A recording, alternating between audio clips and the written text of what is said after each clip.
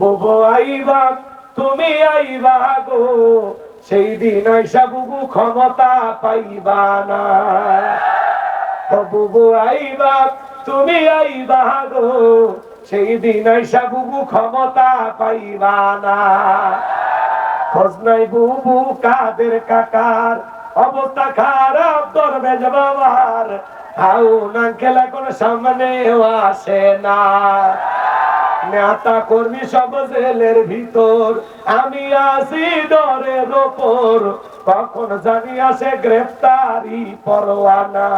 বুবু আইবা তুমি আইবা গো, সেই দিন আইসা বুবু ক্ষমতা পাইবা না।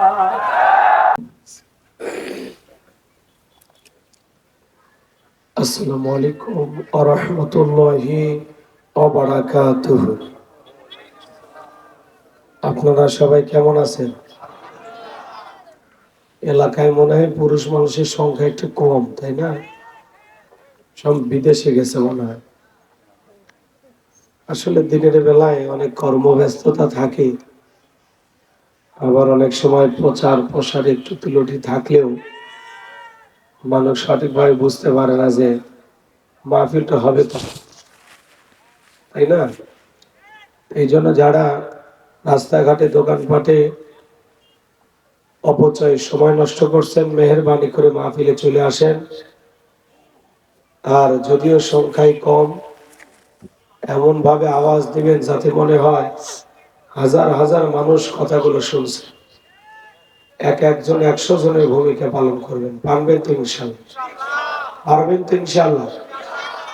আমি সালাম দিয়ে কথা বলা শুরু করছি। এর আগে সরাসরি কোন মাহফিলে আপনারা আমার আলোচনা শুনেছেন? কোথায়? ওই জায়গায় কোন সূরা? সূরার নাম মনে আছে? কতদিন আগে? 2-3 বছর আগে, কিন্তু সূরার নামটা একটু মনে নেই। আরে কি শুনলেন ভাই, কোন ঘটনাও মনে নাই? কোন সূরা? লোকমান। আচ্ছা ঠিক আছে, আমি সালাম দিয়ে কথা বলা শুরু করছি। আশা করছি সকলেই সালামের জবাব জোরে সোরে দেবেন। আসসালামু আলাইকুম ওয়া রাহমাতুল্লাহি ওয়া বারাকাতুহু। ইন্নাল হামদালিল্লাহি লাকুরামিল্লাযী খালাকাল ইনসানা ওয়া কাররামা ওয়া 'আল্লামাহু মিনাল বায়ানি মা লাম ইয়া'লাম। ফাসুবহানাল্লাযী লা ইহসা ইমতিনানুহু বিল লিসানি ওয়ালা বিল কলাম। নাশহাদু আল্লা ইলাহা ইল্লাল্লাহু ওয়াহদাহু লা শারীকা লাহু ওয়া নাশহাদু আন্না সাইয়্যিদানা ওয়া সানাদানা ওয়া হাবিবানা ওয়া মাওলানা মুহাম্মাদান আবদুহু ওয়া রাসূলুহু আল্লাযী আরসালাহু বিল হাক্কি বাশীরান ওয়া নাযীরা ওয়া দাঈয়ান ইলাল্লাহি বিইذনিহি ওয়া সিরাজান ওয়া কমারান মুনীরা। ফাকাদ ক্বালা আল্লাহু তাআলা ফি কালামিহিল মাজিদ ওয়া ফি ফুরকানিহিল হামিদ। সকলে জবান ছেড়ে মুহাব্বতে আওয়াজ দিয়ে পড়ুন, আউযু বিল্লাহি মিনাশ শাইতানির রাজীম। বিসমিল্লাহির রাহমানির রহিম। ইন্না আ'তাইনাকাল কাউসার ফাসাল্লি লিরাব্বিকা ওয়ানহার ইন্না শানিয়াকা হুয়াল আবতার। সাদাকতা ইয়া রাব্বাল আলামিন। وعن أبي هريرة رضي الله تعالى عنه قال قال رسول الله صلى الله عليه وسلم الدنيا سجن المؤمن وجنة الكافر رواه المسلم. وقال تعالى في شان حبيبي إن الله وملائكته يصلون على النبي يا أيها الذين آمنوا صلوا عليه وسلموا تسليما. সকলে দরুদ ইব্রাহিম পড়ুন। اللهم صل على محمد وعلى آل محمد كما صليت على إبراهيم وعلى آل إبراهيم إنك حميد مجيد.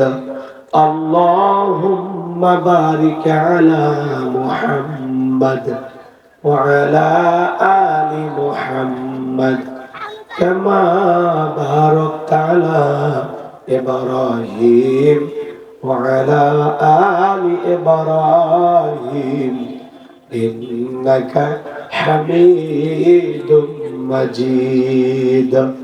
মুসলিম মোরা ঘুমিয়ে পড়েছি, বিবেকে জ্বলছে তালা,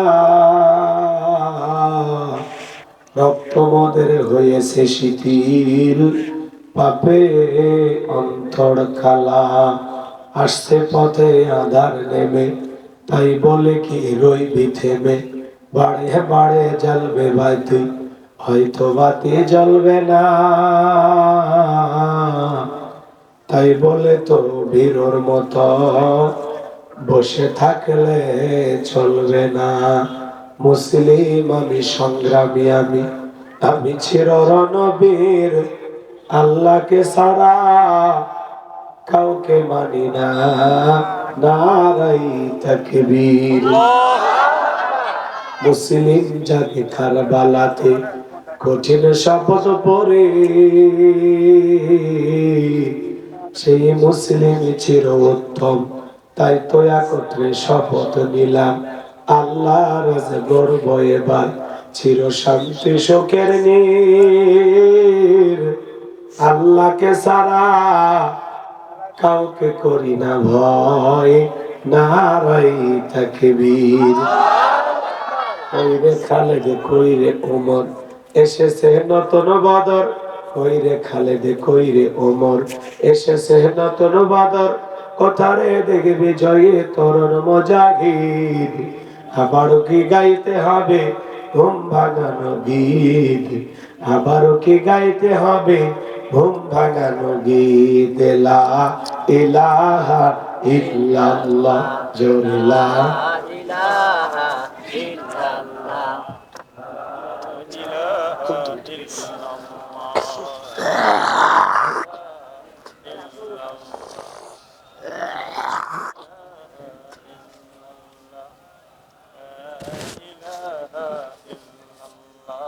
থাক ভাই, কষ্ট করে কালেমা পড়েন, থাক, কি দরকার এত কষ্ট করে পড়া। থামেন থামেন থামেন। যেভাবে কালেমা পড়তেছেন তাতে মনে হয় আমরা সবাই কয়েক মাস ধরে নফল রোজা রেখে শরীর একেবারে ক্লান্ত।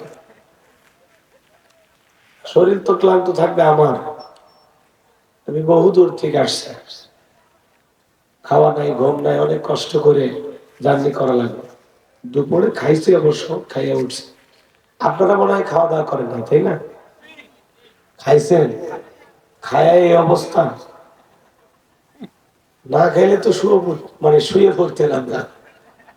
একটু আওয়াজ দেওয়া লাগবে, ভাই আমার জন্য দোয়া করেন, এই 15-20 মিনিট পরে সব ঠিক হয়ে যাবে ইনশাল্লাহ, আশা করা যায়। সবাই একটু দোয়া করেন, আর রাস্তায় যারা দাঁড়িয়ে আছেন মেহেরবানি করে চলে আসেন, একটু আওয়াজ দিয়ে সহযোগিতা করেন। মুসলমানের আওয়াজ এত দুর্বল হলে চলবে না।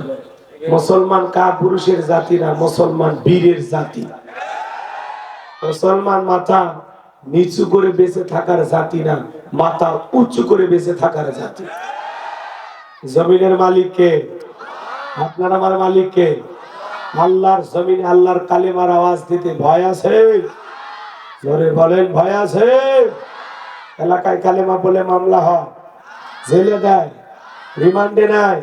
মুসলমান কালেমার জন্য ফাঁসির দড়িতে ঝুলতে রাজি, কালেমা ছাড়তে রাজি নাই।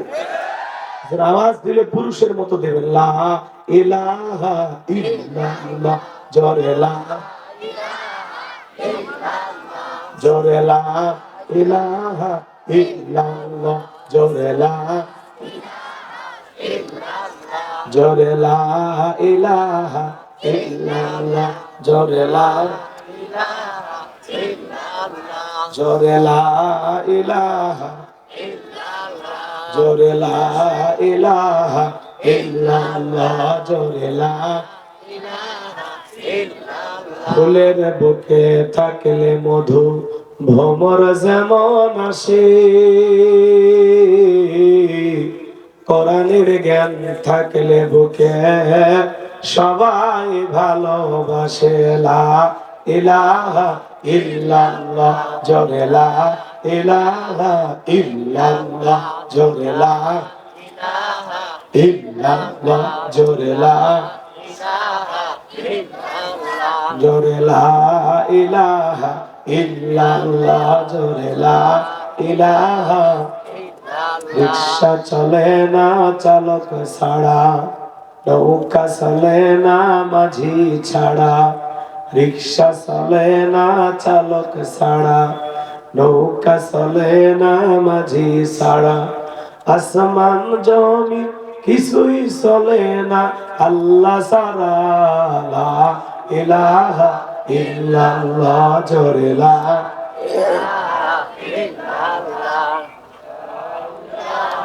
ইল্লাল্লাহ, জোরে লা ইলাহা ইল্লাল্লাহ, জোরে লা, লা ইলাহা ইল্লাল্লাহু মুহাম্মাদুর রাসূলুল্লাহ। জবান ছেড়ে এক বাক্যে পড়ছি, সাল্লাল্লাহু আলাইহি ওয়াসাল্লাম। বাংলাদেশের ঐতিহ্যবাহী কুড়িগ্রাম জেলার রাজারহাট থানার অন্তর্গত সুখদেব কেওয়ার পাড় যুব সমাজের উদ্যোগে ফারজানা সাদিয়া নুরুনিয়া হাফিজে মাদ্রাসার উন্নয়ন উপলক্ষে আজকের দিনের বেলায় তাফসীর ও কোরআন মাহফিলের সম্মানিত সুযোগ্য অনারেবল প্রেসিডেন্ট, বিশিষ্ট আলেমী দ্বীন, বিশিষ্ট শিক্ষাবিদ আলহাজ মাওলানা মোহাম্মদ আব্দুল হক সাহেব, আল্লাহ পাক তার এই গোলামকে হায়াতে তৈয়বা সিয়াতে কুলিয়ে দান করুন, সকলে বলুন আমিন। আজকের প্রোগ্রাম প্রধান অতিথি জননেতা জনাব আলহাজ মোহাম্মদ হাবিবুর রহমান সরকার। দোয়া করা দরকার, আল্লাহ পাক তার এই গোলামকে হায়াতে তৈয়বা সিয়াতে কুলিয়ে দান করুন, সকলে বলুন আমিন। আজকের প্রোগ্রামের প্রধান মেহমান হাফেজ মাওলানা মুফতি মোহাম্মদুল্লাহ বুখারী সাহেব। আল্লাহ পাক তার এই গোলামকে হায়াতে তৈয়বা সিয়াতে কুলিয়ে দান করুন, সকলে বলুন আমিন। আজকের প্রোগ্রামের বিশেষ অতিথি আমির বাংলাদেশ জামাত ইসলাম রাজারহাট উপজেলা শাখা শহীদ কাফেলার জীবিত সৈনিক জনাব মাওলানা মোহাম্মদ হফিল উদ্দিন সাহেব। আল্লাহ পাক তার গোলামকে হায়াতে তৈয়বা সিয়াতে কুলিয়ে দান করুন, সকলে বলুন আমিন। জনাব মোহাম্মদ আবু তালেব সরকার, জনাব মোহাম্মদ তাইজুল ইসলাম, আল্লাহ পাক তার গোলামদের হায়াতে তৈয়বা সিয়াতে কুলিয়ে দান করুন, সকলে বলুন আমিন।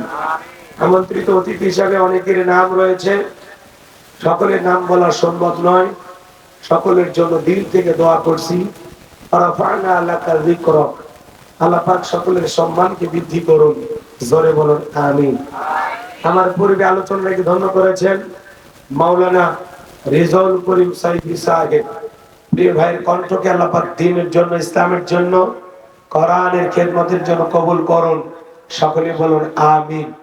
মঞ্চে উপস্থিত সম্মানিত উলামায়ে কেরাম, সামনে বসা পিতৃ সমতুল্য মুরব্বী বাবাজিরা, কলিজার টুকরা প্রাণপ্রিয় যুবক ভাইরা, ছোট্ট ছোট্ট সোনামানিকেরা, পর্দার আড়ালের সম্মানিত অবলা সরলা আবেদা সালেহা মা ও বোনেরা, প্রশাসনের সম্মানিত পুলিশের ভাইয়েরা, ডিবির ভাইয়েরা, জাতির বিবেক প্রিয় সাংবাদিক বন্ধুগণ, বিভিন্ন রাজনৈতিক দলের সম্মানিত নেতা কর্মী ভাইয়েরা, সবাইকে আরেকটি বার সালাম দিচ্ছি। আশা করছি সকলে সালামের জবাব জোরে সরে দেবেন। আসসালামু আলাইকুম ওয়া রাহমাতুল্লাহি ওয়া বারাকাতুহু। আমরা শুকরিয়া আদায় করতেছি সেই মহান মনিবের দরবারে, আল্লাহ পাক সুবহানাহু ওয়া তাআলা অত্যন্ত দয়া করে, করুণা করে, মায়া করে, মহব্বত করে, ভালোবেসে, পছন্দ করে, অত্র এলাকা থেকে গনে গনে গণান্বিত করে, যাচাই বাছাই করে, শুধুমাত্র কেবলমাত্র কোরআনুল কারীমের মহব্বতে আজকের মাহফিলে আসার বসার সুযোগ দান করেছেন। সে মহান রবের দরবারে সিজদাবনত চিত্তে কালিমাতুশ শুকর আদায় করে পড়ছি আলহামদুলিল্লাহ। হয় নাই কৃপণতা অলসতা দূর করে জবান ছেড়ে চিৎকার মেরে বলুন আলহামদুলিল্লাহ। বলুন রব্বানা লাকাল হামদ হামদান কাসীরান তাইয়িবান মুবারাকান ফি। লক্ষ কোটি দরুদ ও সালাম মানবতার শ্রেষ্ঠ বন্ধু বিশ্বনবী, বিশ্ব নেতা, যে নবী আইয়ামে জাহিলিয়াতের যুগে আগমন করে অসভ্য মানুষগুলোকে সভ্য বানিয়েছেন, অভদ্র মানুষগুলোকে ভদ্র বানিয়েছেন, কোরআন নামের সংবিধান দিয়া, কোরআনের রাজ কায়েম করে সোনালী যুগ উপহার দিয়া মদিনার পাক ভূমিতে সাহিত্য আছেন। সে রাসূলের প্রতি কলিজা ভরা মুহাব্বত নিয়ে পড়ছি দরুদ ও সালাম। সকলেই পড়ুন সাল্লাল্লাহু আলাইহি ওয়াসাল্লাম। সম্মানিত ভাইরা, আজকের প্রোগ্রামে আসতে পেরে বসতে পেরে আপনারা খুশি না বেজার? কারা কারা বেজার দুই হাত তুলে দেখান।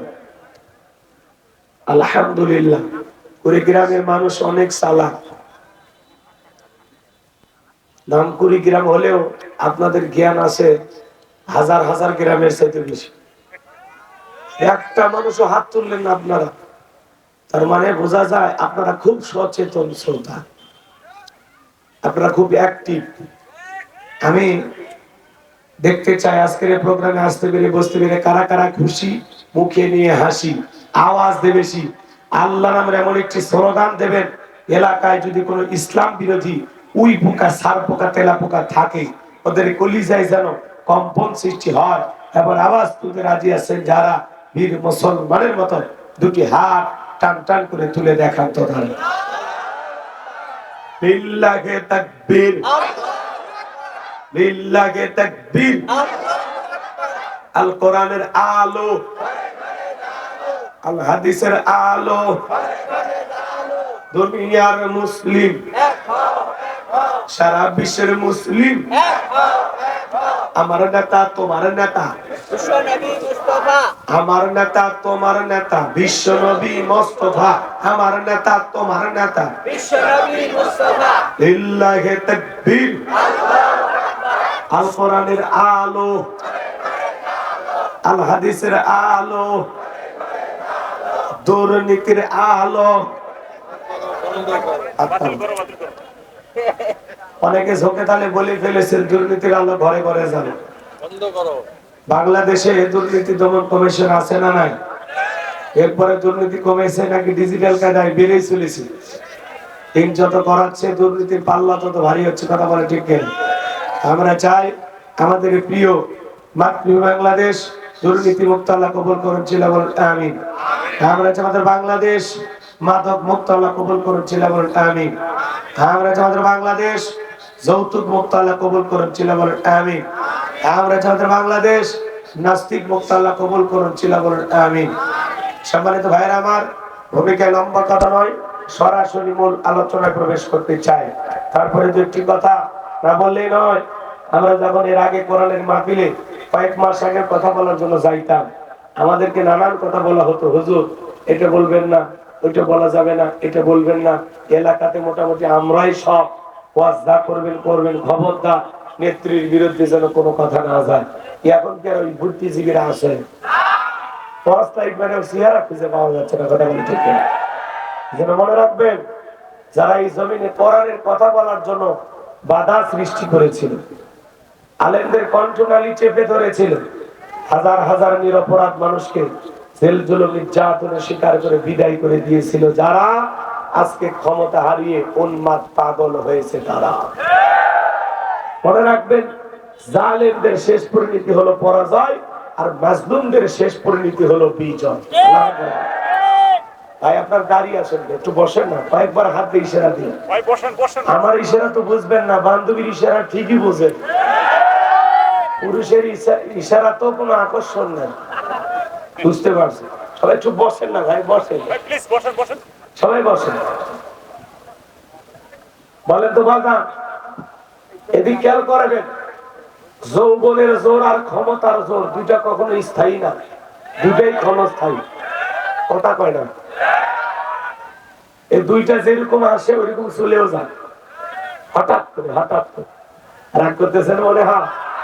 এই জন্য যারা জুলুম করেছে আজকে তারা পরাজিত, আর আমরা মাজলুম ছিলাম, আল্লাহ আমাদেরকে সাহায্য করেছেন। কথা বলে ঠিক কিনা?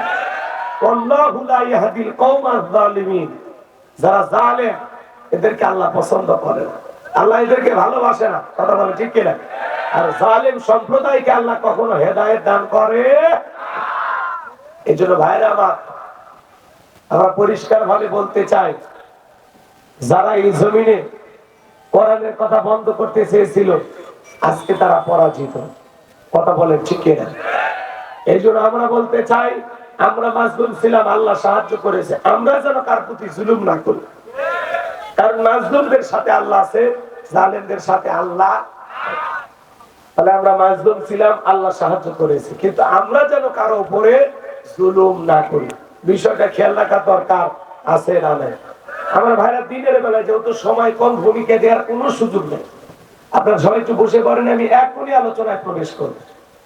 আমি কথা বলবো পবিত্র কোরআনুল কারীমের 108 নম্বর সূরা, সূরাটির নাম কাউসার। জোরে বলেন কি নাম?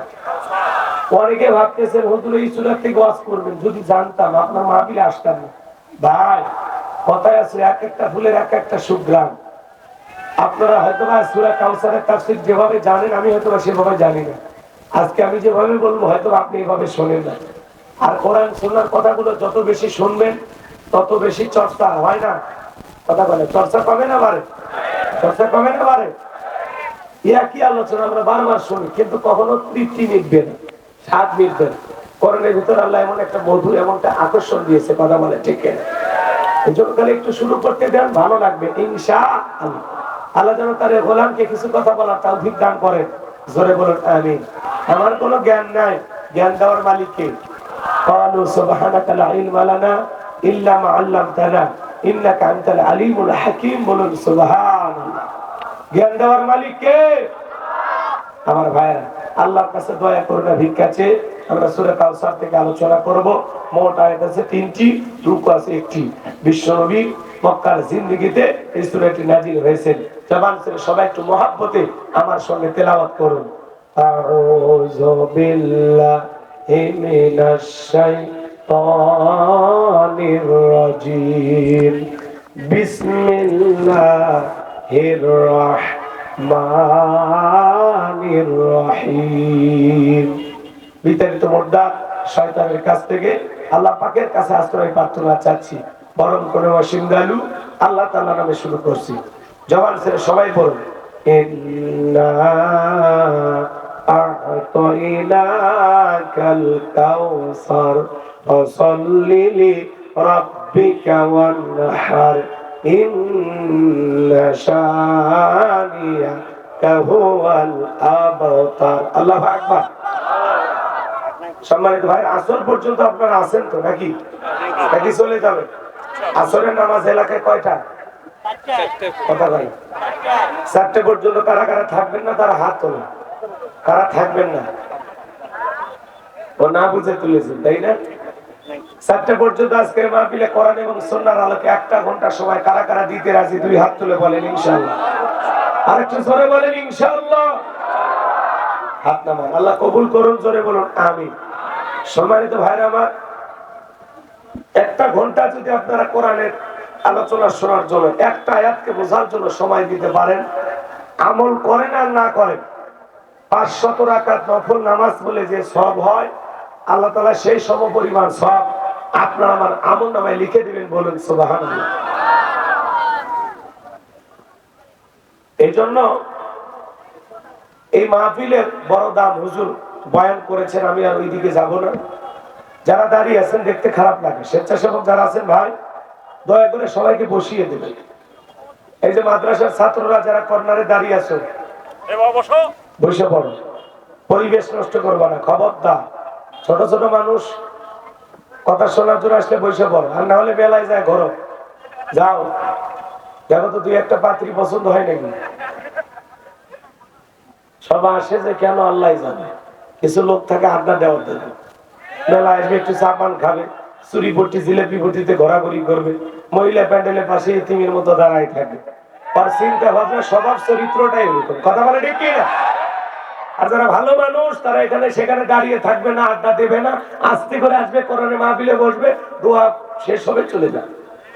ওরা ওই ঘোরাফেরা করে না, কারণ দোকানপাট বাজার ওটি 2 ঘন্টা পরে পাওয়া যাবে, কিন্তু 1 ঘন্টা পরে আর এই মাহফিল পাওয়া যাবে? তো যারা এই মাহফিলে না এসে রাস্তাঘাটে দোকানপাটে আড্ডা মারতেছে ওরা হলো কপাল পোড়া। তারা কি পোড়া? কপাল পোড়া। আল্লাহ আপনাদেরকে বসার তৌফিক দান করেছেন, এজন্য জবান ছেড়ে আরেকবার বলুন আলহামদুলিল্লাহ। তাহলে আমরা চলুন আমরা তাফসীরে প্রবেশ করি। সূরার নাম কাউসার। আমার ভাইরা দিকে খেয়াল করেন, যে কোনো আয়াত বা সূরার তাফসীর করতে হলে কোন প্রেক্ষাপটে কোন সময় আল্লাহ তাআলা সেই সূরাটি বা আয়াতটি নাজিল করেছেন, সেই নাজিলের প্রেক্ষাপট জানার দরকার আছে না? আরবিতে বলা হয় শানে নজুল। যদি শানে নজুল আলোচনা করা হয় তাহলে তাফসীর বুঝতে সহজ হয়, বলুন আল্লাহু আকবার। তাহলে সূরা কাউসার কোন প্রেক্ষাপটে কোন সময় বিশ্ব নবীজির উপরে আল্লাহ তাআলা নাজিল করেছেন, সেই নাজিলের প্রেক্ষাপট কি আমি একটু তুলে ধরবো? জোরে বলেন, বলবো? নাজিলের সময়কালটা একটু জানার দরকার আছে না নাই? সেই সময়ের প্রেক্ষাপটটা কেমন ছিল, কেন আল্লাহ তাআলা সূরা কাউসার নাজিল করেন, আমি কি একটু তুলে ধরবো? আছেন তো, সাথে আছেন তো ইনশাআল্লাহ? তাকবীর দান, লিল্লাহি তাকবীর। আমার ভাইয়েরা গভীর মনোযোগ দিয়ে কথাগুলো শুনবেন। বিশ্বনবীর প্রিয় সাহাবী হযরত আনাস রাদিয়াল্লাহু তাআলা আনহু বলেন, নবীজি কাবার হাতিমে হেলান দিয়ে বসা, আমি তাকায়া দেখি নবীজির মনটা ভীষণ খারাপ, মুখটা মলিন, চোখের কোণা দিয়ে অশ্রু ঝরতেছে। কিছুটা সময় অতিবাহিত হয়ে যাওয়ার পরে আমি তাকায়া দেখি দয়ার নবীজি মুস্কি মুস্কি হাসতেছেন, বলুন সুবহানাল্লাহ। হযরতে আনাস থেকে বলেন, নবী গো, এই মাত্র দেখলাম মনটা খারাপ, মুখটা মলিন, চোখের কোণা দিয়ে অশ্রু ঝরতেছে, আবার কেনই বা মুস্কি মুস্কি হাসেন? আমার নবী কেন কাঁদেন, কেন হাসেন? এর পিছনে রহস্য আছে না নাই? নবীজির কান্না করার কারণ হলো নবীজির কলিজার টুকরা ছেলে সন্তানগুলো জন্ম নেয়, আর একে একে ছেলে সন্তানগুলো মারা যায়। আবুল কাসেম মারা যায়, আবু তাহের মারা যায়, ইব্রাহিম মারা যায়। বাবা হিসাবে নবীর মনেও কষ্ট লাগে কিনা? ছেলেগুলো জন্ম নেয় আর একে একে মারা যায়, তাহলে বলেন তো বাজার কষ্ট লাগবে না? নবীজির কাছের চাচা নাম হলো আবুল আহাব। দেখে বলে, ভাতিজা, তোমার বংশে বাতিজা কেউ থাকলো না, তুমি একটা লেজ কাটা, তুমি একটা নির্বংশ, তুমি একটা হাত খুঁড়ে, জোরে কর নাউজুবিল্লাহ। যদিও রাসূলের 4-4টা কন্যা সন্তান জীবিত ছিল, কিন্তু ছেলেগুলো জন্ম নেয় আর মারা যায়। এই জন্য চাচা আবুল আহাব সমালোচনা করে। আপনারাই বলেন তো বাজার, আল্লাহ না করুক আপনার আমার সন্তান যদি মারা যায়, কাছের আত্মীয় স্বজনদের উচিত বিপদের দিনে সান্ত্বনা দেওয়া। কি দেওয়া? ধরে বলেন কি দেওয়া? কিন্তু নবীর চাচা আবুল আহাব এতটাই খারাপ, সান্ত্বনা দেওয়া তো দূরের কথা। নবীজি ছেলে হারাইছে, ওখানে যে উল্টো সমালোচনা করে নবীজির মনের কষ্ট আরো বাড়ায়। কথা বলেন ঠিক কিনা? আমার ভাইয়েরা, নবীজির ছেলে সন্তানগুলো কেন মারা গেল? একটা ছেলে সন্তান কেন যৌবন পর্যন্ত জীবিত থাকলেন না, প্রাপ্ত বয়স পর্যন্ত জীবিত থাকলেন না? অনেক পয়গম্বরের সন্তান জীবিত ছিল, কিন্তু বিশ্ব নবীর একটা ছেলে সন্তান কেন জীবিত থাকলো না? এর পিছনে কারণ আছে না নাই? নবীজির ছেলে সন্তানগুলো শিশুকালে বিদায় নেওয়ার পিছনে কারণ আছে 3টি। জোরে বলেন কয়টি? আর জোরে। নবীজির উম্মত হিসেবে জানতে মনে চায় না নবীজির ছেলে সন্তানগুলো কেন শিশুকালে মারা গেল? কি সেই 3টি কারণ, কি সেই রহস্য? কারা কারা জানতে চান 2 হাত তুলে আল্লাহকে দেখান। লিল্লাহি তাকবীর। আত্মান বাবাজিরা, কি সেই 3টি কারণ? যদি আমি আলোচনা শুরু করি তাহলে 3 নাম্বার আয়াত থেকে কথা বলা লাগবে। আমি কি 1 নাম্বার আয়াত বাদ দিয়ে 3 নাম্বারে যাব, নাকি আস্তে আস্তে শুরু করা যাক? ধৈর্য আছে তো ভাই? নবীদের ছেলে সন্তানগুলো শিশুকালে বিদায় নেওয়ার পিছনে কি সেই তিনটি রহস্য, কি সেই তিনটি কারণ, অবশ্যই আমি আপনাদেরকে বলবো। গভীর মনোযোগ দিয়ে কথাগুলো শুনে যান। একে তো সন্তান হারানোর ব্যথা, আবার আপন মানুষদের সমালোচনা, অন্যদিকে সাহাবায়ে কেরাম যারা ইসলাম ধর্ম গ্রহণ করে, কাফির বেঈমানরা তাদের উপর নির্যাতন জুলুমের স্টিম রোলার চালায়। হযরতে বেলাল তখনও কালেমা পড়ে মুসলমান হন নাই। নবীজি রাতের বেলায় দারুল আরকামে বসা, হযরতে বেলাল বিশ্ব নবীর দরবারে উপস্থিত হয়ে গেলেন। নবীজির চেহারার দিকে তাকাইয়া দেখে বলেন, নবী গো, আপনার চাইতে সুন্দর মানুষ আমি জীবনে কোনোদিন দেখি না। একটু জোরে বলেন না সুবহানাল্লাহ। আপনার আমার নবী কতটা সুন্দর ছিলেন জানেন? হযরতে জাবের রাদিয়াল্লাহু তাআলা বলেন, পূর্ণিমার নবী কতটা সুন্দর ছিলেন জানেন? আম্মা জান আয়েশা ডেকে বলেন, যারা ইউসুফ নবীর চেহারার দিকে তাকাইয়া মিশরের নারীরা আঙ্গুল কেটে ফেলে দিয়েছিল, ওরা যদি আমার বিশ্ব নবীর চেহারার দিকে তাকাইতো, শুধুমাত্র আঙ্গুল নয়, আঙ্গুল কাটতে কাটতে, হাত কাটতে কাটতে কখন যে নিজের কলিজা কেটে দুফাক করে দিত, মুহূর্তের যেন টের পাইতো না। আপনার আমার নবী এতটাই সুন্দর। আম্মা জান আয়েশা আরো বলেন, ও দুনিয়ার মানুষ, তোমাদের একটা সূর্য আছে, আমি আয়েশার একটা সূর্য আছি। তোমাদের সূর্য উদয় হয় দিনের বেলায়, আর আমি আয়েশার সূর্য উদয় হয় রাতের বেলায়। আম্মা জান আয়েশা একদিন সেলাইয়ের কাজ করতেছিলেন, হঠাৎ করে হাত থেকে সুইটা পড়ে গেল। বাতিতে কোনো তেল ছিল না, বাতি জ্বালাইতে পারলেন না, অপেক্ষায় বৈশা থাকলেন। বিশ্ব নবী যখন এশার সালাত আদায় করার পরে ঘরের ভিতরে প্রবেশ করলেন, নবীজির চেহারার আলোতে সুইটা কয়ে পড়ে আছে। আম্মা জান আয়েশা পরিষ্কার দেখতে পাইলেন, বলুন আল্লাহু আকবার। আর নবীজি ঘরে ঢুকে সর্বপ্রথম স্ত্রীকে সালাম দিলেন। আম্মা জান আয়েশাকে কি দিলেন? সালাম দিলেন। নবী যদি ঘরে ঢুকে স্ত্রীকে সালাম দেয়, উম্মতের ঘরেও এমন থাকা দরকার আছে না নাই? তাহলে বাড়িতে যা বউকে সালাম দিবেন, আসসালামু আলাইকুম রহিমা, কেমন আছো সোনা, ঘরের দরজাটা খোলো না, আমি তোমার লিটনের আদত, লিটনের বাপ তোমার দিওয়ানা। বউ খুশি হয়ে দরজা খুলবে, কিন্তু আমার ঘরের দুয়ারে যা বউকে সালাম দেয় না, বউ সালাম দেয় না, স্বামীও সালাম দেয় না, দুইজনে বোবা, কথা কয় না। বউকে সালাম দেবেন, এটা নবীজির সুন্নত। বউকে সালাম দেবেন, সালাম দেওয়া দূরের কথা, সব রাগ ঘরের দরজায় যা ঝাড়ে ফেলে, রুবেলের মাবে দরজা খোল, বেশি দেরি হলে দরজা ভাঙ্গা ফেলে দিয়া, আর তোর পিঠের ওপর কি যে হবি। ভিতর থেকে বউ বলে, যে স্বামী না থেকে না যাই, কথা কন ঠিক কিনা? অনেক আবার বলে, হুজুর বউকে সালাম দিতে গিয়ে শরম লাগে। আমি এক জায়গায় ওয়াজ করতে চাই, বলে ভাই বউকে সালাম দিবেন, একদম বলে হুজুর শরম লাগে। আমি তখন বললে, তুমি বিয়ে করছো? কি কর হুজুর, 3 সন্তানের বাবা আমি। আমি তখন বললাম, স্ত্রী সহবাসের একটা দোয়া আছে, তুমি কি জানো? কত হুজুর, এটা দোয়া পড়ার টাইম, কথা বলে। বউকে সালাম দিতে গিয়ে শরম লাগে। তোমার শরম যদি এত বেশি হইতো, বইয়ের তো বাচ্চা হওয়ার কথা না। বইয়ের বাচ্চা হয়ে যায়, শরম লাগে না? সালাম দিতে গিয়ে শরম লাগে, ওটা শরম না শয়তানি? জোরে কর না ভাই, শরম না শয়তানি? বউকে সালাম দিলে স্বামীর কি সম্মান চলে যায়? স্বামী ছোট হয়? স্বামী স্ত্রীর মধ্যে সালাম আদান প্রদান হলে একে অপরের প্রতি শ্রদ্ধা, সম্মান, ভক্তি, বিশ্বাস, ভালোবাসা, মহব্বত বাইরে যায়। স্বামী স্ত্রীর মধ্যে সালাম আদান প্রদান হলে আল্লাহর পক্ষ থেকে রহমত নাযিল হয়। সালাম আছে যেখানে শান্তি আছে, সালাম আছে যেখানে সমাধান আছে। বড় বড় ঝামেলা একটা সালামের মাধ্যমে সমাধান হয়ে যায়। বউকে সালাম দেবেন, লোকজন যদি না থাকে বইয়ের হাতটা ধরে মুসাফা করবেন, এই যুবক কার হাত? কথা কথা কথা কথা, এর ধরে বলো কার হাত? বইয়ের হাত। পাশের বাড়ি ভাবির হাত না ধরলে ঝাঁটা দিয়ে মারবে, বইয়ের হাত ধরে মুসাফা করবেন। একেবারে যদি লোকজন না থাকে কোলাকুলিও সেরে নেবে।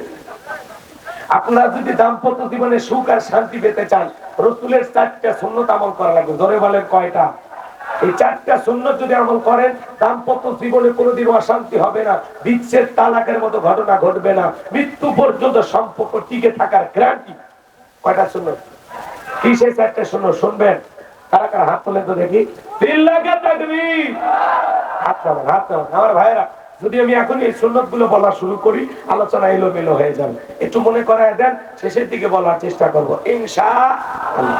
আমার ভাইয়েরা মন খারাপ করবেন, আমি যে কথা বলতে চাই, কেমন নবী পাইছি বাজান, নবীর সম্মান মর্যাদার কথা আমরা অনেকে বুঝি না। এক জায়গায় ওয়াজ করলাম আর বললাম, ভাই বলেন তো আমাদের নবীর নাম কি? বলে হুজুর আব্দুল কাদের জিলানী। সাহেবটার নাম মুখস্থ আছে, কিন্তু কপাল পোড়া দয়ার নবীর নামটাও বলতে পারে না। আমার ভাইয়ের, আমি যে কথা বলতে চাচ্ছিলাম, দিল দিয়া কথাগুলো বোঝার চেষ্টা করবেন। নবীর সম্মান মর্যাদা কত জানেন? যে নবী হা বললে পুরো পৃথিবীবাসীর জন্য আল্লাহ পাক হালালে পরিণত করে দেয়, যে নবী না বললে পুরো পৃথিবীবাসীর জন্য আল্লাহ পাক হারামে পরিণত করে দেয়। জমিনে পথ চললে আসমানের মেঘ এসে ছায়া প্রদান করত।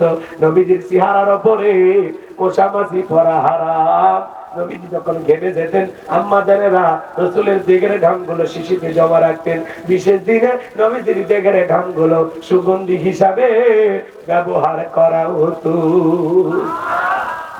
নবীজি আসমানের চাঁদের দিকে ইশারা করলে চাঁদ দুই টুকরো হয়ে যায়। যে নবী জমিনে পা তুললে মাওলা পাকের আরশে আজিমে পৌঁছে যায়। সুবহানাল্লাহ জোরে হবে না? কেমন নবী পাইছি, নবীর দাম কত, মর্যাদা কত। যেই ছাগলের স্তনে দুধ নেয়, নবীজির হাত লেগে গেলে দুধে পরিপূর্ণ হয়ে যায়। যেই খাবার 2-3 জন মানুষ খাবে, ওই খাবারে যখন রাসূলের হাতটা লেগে যায়, শত শত মানুষ খাবার খেয়েও যেমন খাবার তেমনি থাকে। যেই নবীর চেহারার দিকে তাকাইলে ক্ষুধা নিবারণ হয়ে যাইতো, সেই নবীর কাছে হযরতে বেলাল, কথা মনে আছে না নাই? বেলাল ভাইকে বলে, নবী আপনি কালেমার দাওয়াত দেন, ইসলামের প্রচার প্রসার করেন, আমার একটু কালেমা পড়ে মুসলমান বানায় দেন। বিশ্ব নবী হযরত বেলালকে কালেমা পড়া দিলেন, লা ইলাহা ইল্লাল্লাহু মুহাম্মাদুর রাসূলুল্লাহ সাল্লাল্লাহু আলাইহি ওয়াসাল্লাম। হযরত বেলাল কালেমা পড়ে মুসলমান হয়ে গেল। আমার নবী ডেকে বলে, বেলাল ইসলামের অবস্থা এখন ভালো না, কালেমা পড়েছো আপাতত প্রকাশ করা যাবে না। আপনারাই বলেন তো বাজান, ইসলামের অবস্থা কি সব সময় ভালো থাকে? আজও তাম পৃথিবীর দিকে তাকায় দেখেন, তাম পৃথিবীর জালেমেরা ঐক্যবদ্ধ হয়েছে ইসলাম আর মুসলমানকে বিদায় করে দেওয়ার জন্য। আজও ফিলিস্তিনের জমিনে মুসলমান রক্ত নিয়ে খেলা করে ইহুদি জালেমেরা, আজও কাশ্মীরে মুসলমান রক্ত ধরে, আজও চীনের উইঘুরে মুসলমানের রক্ত ধরে, আজও গরুর গোশত খাওয়ার অপরাধে মুসলমানদেরকে ভারতে জীবন দিতে হয়। মুসলমানের মসজিদ মাদ্রাসাগুলো ভেঙে দিচ্ছে ভারতের দাদারা, আর ওরা আসছে আমাদেরকে ধর্মীয় সম্প্রীতির গান শোনাইতে। ধর্মীয় সম্প্রীতি কিভাবে রক্ষা করা লাগে বাংলাদেশে এসে ঘুরে দেখে যাও। এই দেশে পাশেই মসজিদ, পাশেই মন্দির, কোনো ঝামেলা হয় না। পাশেই শ্মশান, পাশে কবরস্থান, কোনো ঝামেলা হয় না। একটা গ্রামের এক পাশে মুসলমান আর এক পাশে অমুসলমান বসবাস করে, কোনোদিন ঝামেলা হয় না। আমরা মুসলমান অমুসলমান মিলে পাশাপাশি দোকানে বসে চা খাই, এক বাজারে হাট বাজার করি, কোনোদিন ঝামেলা হয় না। বিদায় উস্কানি দিয়া মিথ্যা নিহুজ প্রচার কইরা বাংলাদেশ নিয়ে বিভ্রান্তি ছড়াইয়া কোনো লাভ নাই। নিজেদের ভাতে নিজে আটকে পড়বা একদিন। ভারত খুব বেশি সেনাগিরি দেখাইতেছে, মনে করছে পৃথিবীর সেরা দেশ হয়ে গেছে। তোমরা তো জানো না, মুসলমানদের উপর নির্যাতন জুলুম চালাইয়া এই পৃথিবীর জমিনে চিরস্থায়ী টিকে থাকতে পারবা না। কারণ মুসলমানের সাথে আছে কি? ধরে বলে, যেদিন আল্লাহ ধরবে সেদিন বাপ ডাকারও টাইম দেবে না। এই জন্য মনে রাখবেন,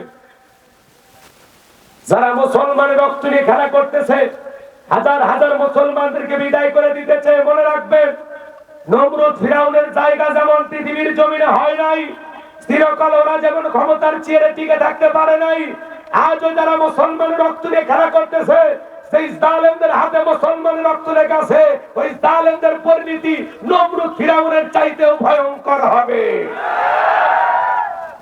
বাংলাদেশের দিকে তাকায় দেখলেন না, যারা এদেশের নায়েবে রাসূল ওলামায়ে কেরামদের উপর নির্যাতন জুলুম চালিয়েছে, এদেশের সোনার মানুষদেরকে ফাঁসির দড়িতে ঝুলিয়ে বিদায় করে দিয়েছে, শাপলা চত্বরে ইতিম হাফেজ আলেমদেরকে বিদায় করে দিয়েছে, আজকে কি তারা ক্ষমতার চেয়ারে টিকে আছে? আজকে তারা পরাজিত। কথা বলে ঠিক না? আমরা চাইছিলাম ম্যাডাম পদত্যাগ করেন, আল্লাহ বলে কিসের পদত্যাগ? এরা যে অন্যায় অপরাধ করেছে, শুধু পদত্যাগ না, আমি আল্লাহ এদেরকে দেশ ত্যাগ করতে বাধ্য করবো। কথা বলে ঠিক না? আল্লাহর পাকড়াও বড় কঠিন, আল্লাহ ধরে ধরে না, যেদিন ধরবে আর সারা পাবে না। আল্লাহ সার দেয় কিন্তু ছেড়ে দেয় না। কথা বলেন না কেন আপনারা? ভয় পাচ্ছেন? 16 বছর ক্ষমতার চেয়ারে জুলুম করে বসেছিল, এদেশের মানুষের অধিকার হরণ করেছিল, বাক স্বাধীনতাকে কেড়ে নিয়েছিল, ৪৫ মিনিট সময়তে ভাগিয়ে চলে গেল। এদেশের কোটি কোটি অনুসারী তার ছিল, কারো মহাব্বত তার পরিচয় ছিল না। আজকে পাইনে যাইতো আমাদের ইস্টারটাকে বলতে পরিবার তার থাকো, হ্যাঁ ইস্টারটা ক্ষমতার সিএর থেকে পদত্যাগ করে ভেঙে গেছে, দেশ ছাড়েনি, বাপের বেটা। এবং খালেদা জিয়া জেল কাটছে, অসুস্থ অবস্থায় দেশে পড়ে আছে, তাও দেশের মাটি ছাড়েনি, বাপের বেটি। আর আপনারা বলছেন আমরা পালাই না, আমরা উমুকের বেটি। কই পালিয়েই তো গেলেন, কথা তো দাম রাখলেন না।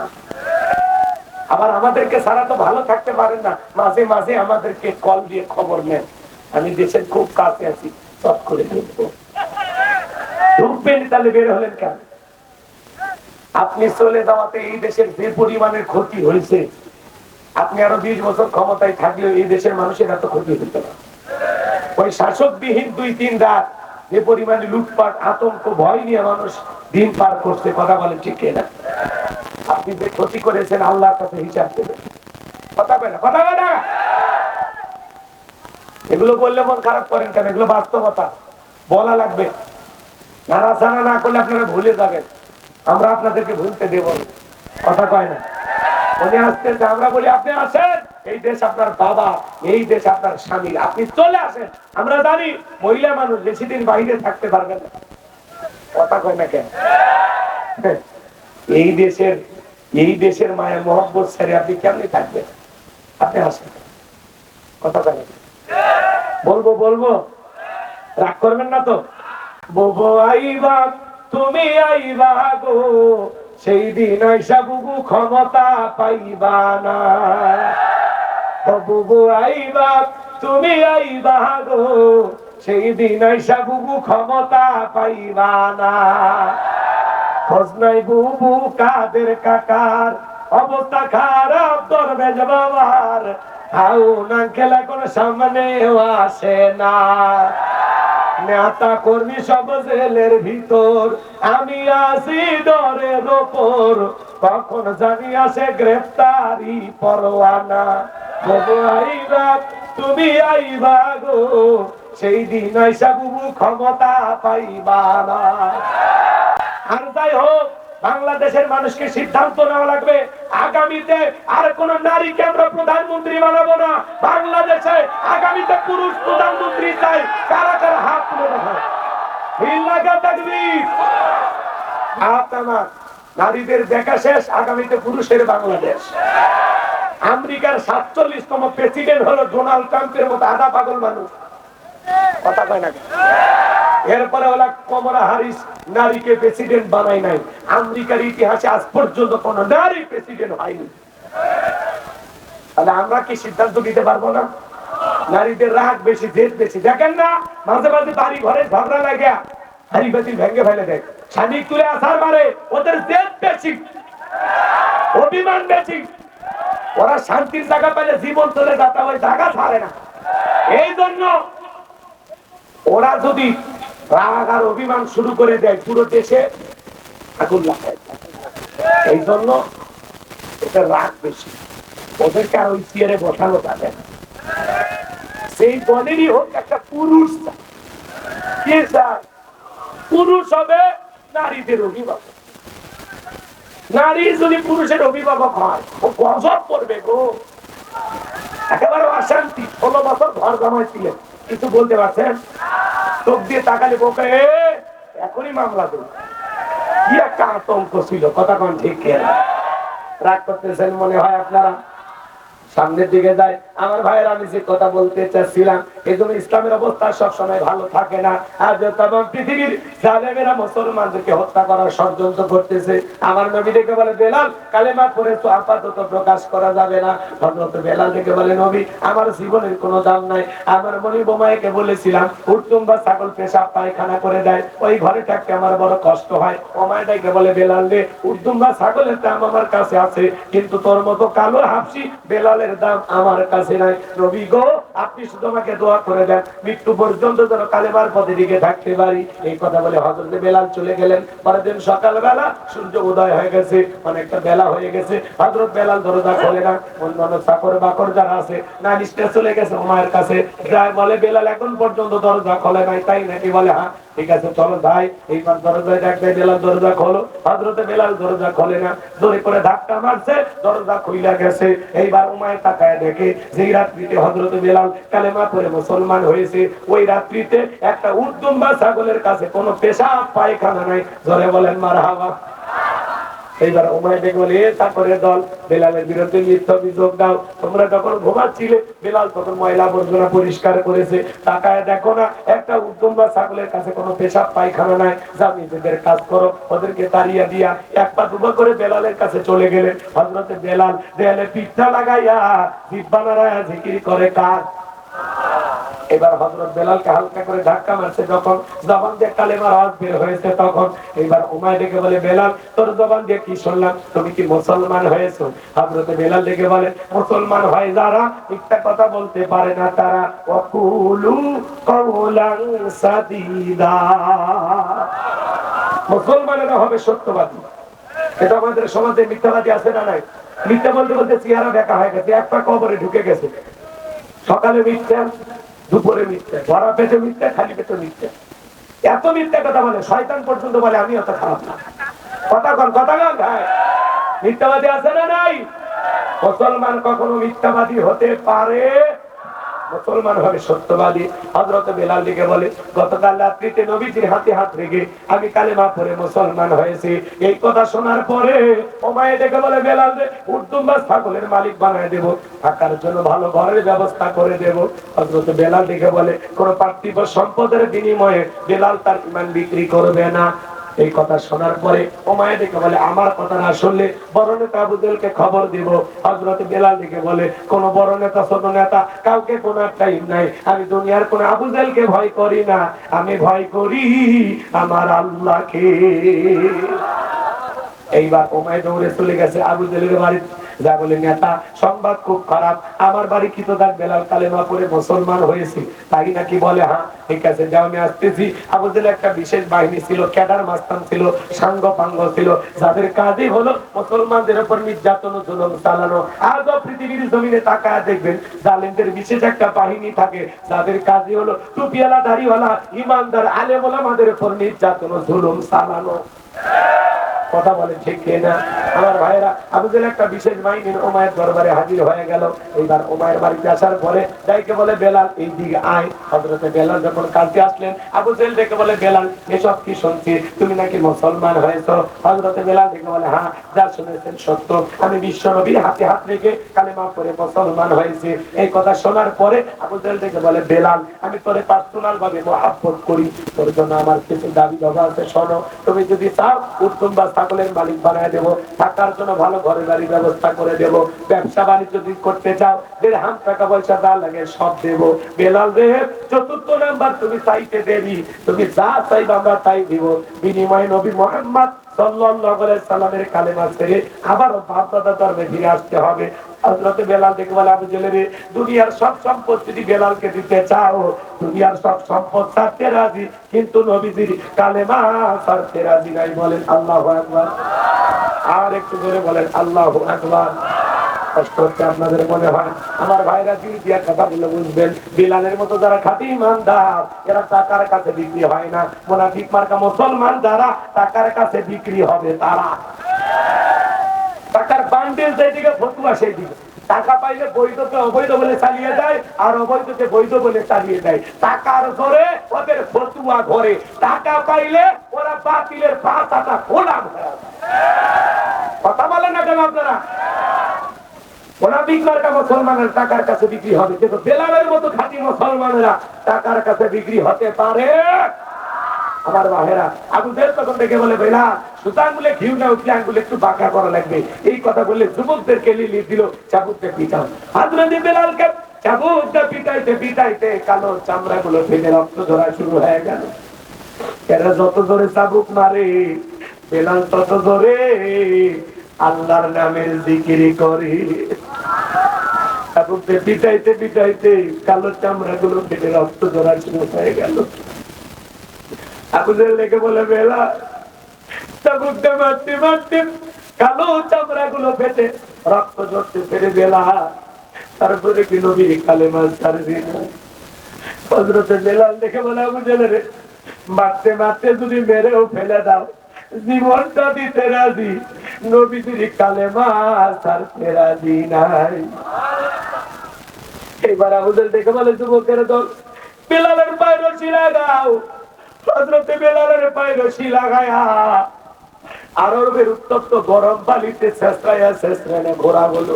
বাবলা গাছের কাটা গুলো দিব্যার ভিতরে পেরেকের মতো মারা হলো।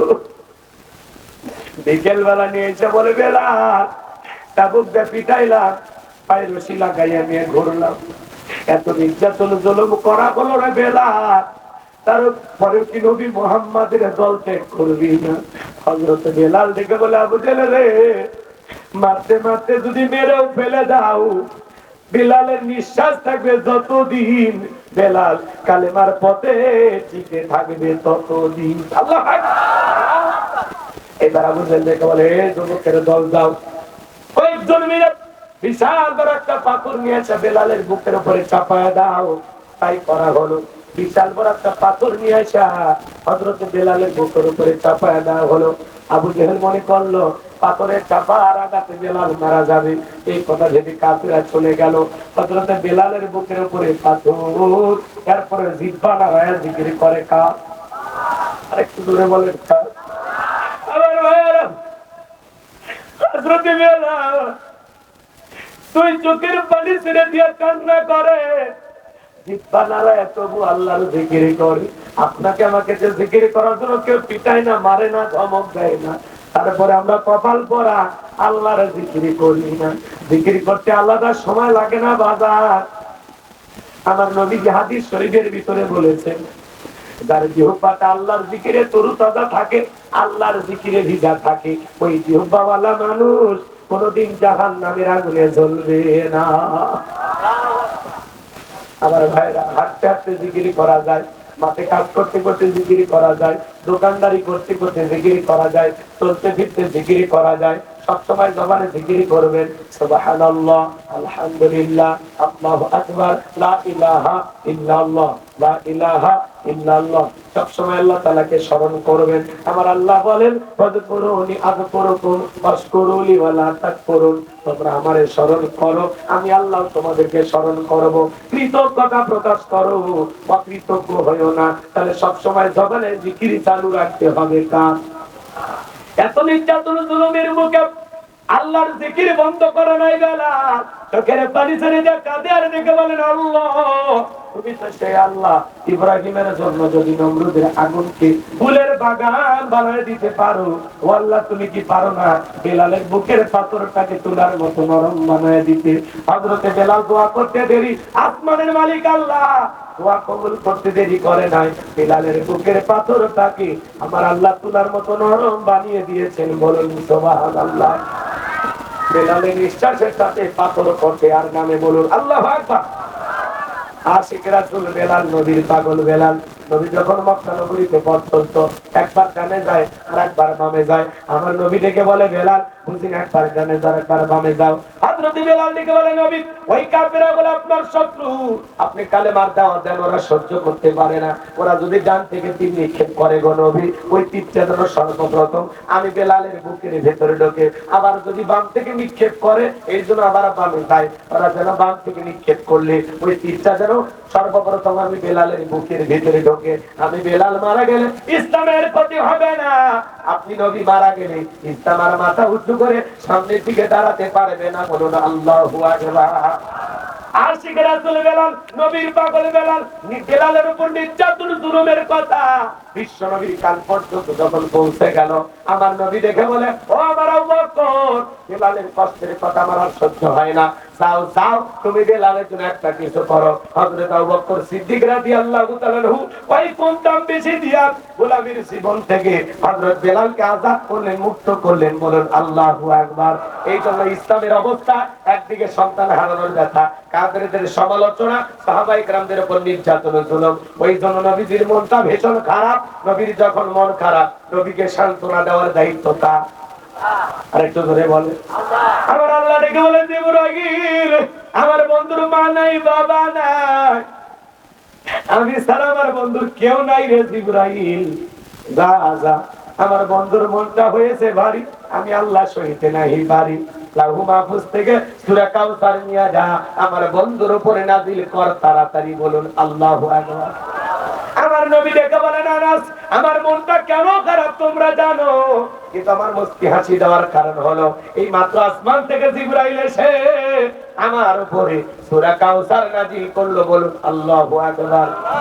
বিশ্ব নবী তখন সাহাবায়ে কেরামদের সামনে আনন্দে আত্মহারা হইয়া খুশিতে পাঠ করে তেলাওয়াত করে শুনিয়ে দিলেন। আমার আল্লাহ রাব্বুল আলামিন বলেন, ইন্না আ'তাইনাকাল কাউসার ফাসাল্লি লিরাব্বিকা ওয়ানহার ইন্না শানিয়াকা হুয়াল আবতার। আল্লাহু আকবার। কষ্ট হয়, কষ্ট হয়, বিরক্ত হইতেছেন? আলোচনা চলবে না ছেড়ে দেব? মুসলমানেরা রাগান্বিত হলে চলবে? তিনটা আয়াত বলতে যদি 30 মিনিট লাগে, দেবেন তো ইনশাআল্লাহ? দেবেন তো ইনশাআল্লাহ? আমার ভাইয়েরা, আমরা দ্বীনের জন্য, ইসলামের জন্য লড়াই করতে রাজি আছি তো ইনশাআল্লাহ? প্রস্তুতি গ্রহণ করেন। বেলালের মতো নির্যাতন জুলুম আসবে, সহ্য করার মতো শক্তিও থাকা লাগবে। কথা বলেন ঠিক কিনা? এখন আমাদের কাঙ্ক্ষিত বিজয় আসে নাই। আমাদের কাঙ্ক্ষিত বিজয় আসবে সেই দিন বাংলার জমিনে কোরআনের আইন চালু হবে সেই দিন। আর সেই কোরআনের আইন চালু করার জন্য, আল্লাহর জমিনে আল্লাহর দ্বীনের বিজয় আনার জন্য, কোরআনের পার্লামেন্ট কায়েম করার জন্য যদি কখনো ডাক আসে, মাথায় কাপড়ে বেঁধে বিবির কাছ থেকে বিদায় নিয়ে, সন্তানদের কাছ থেকে বিদায় নিয়ে আল্লাহর জমিনে আল্লাহর দ্বীনকে প্রতিষ্ঠিত করার জন্য কারা কারা বুকের তাজা রক্ত দিতে রাজি, তুই হাত তুলে আল্লাহকে দেখা। বিল্লাহে তাকবীর, বিল্লাহে তাকবীর।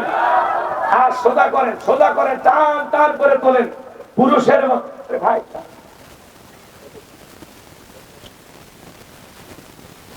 হাত টান টান করে তোলেন। আমি কি হাত নামাতে বলেছি? মাঝে মাঝে হাত দেখা যায়। তুই হাত সোজা করার শক্তি, আপনি পুরুষ মানুষ, দুধ, ডিম, ভিটামিন, ক্যালসিয়াম মাঝে মাঝে কিনে খাবেন।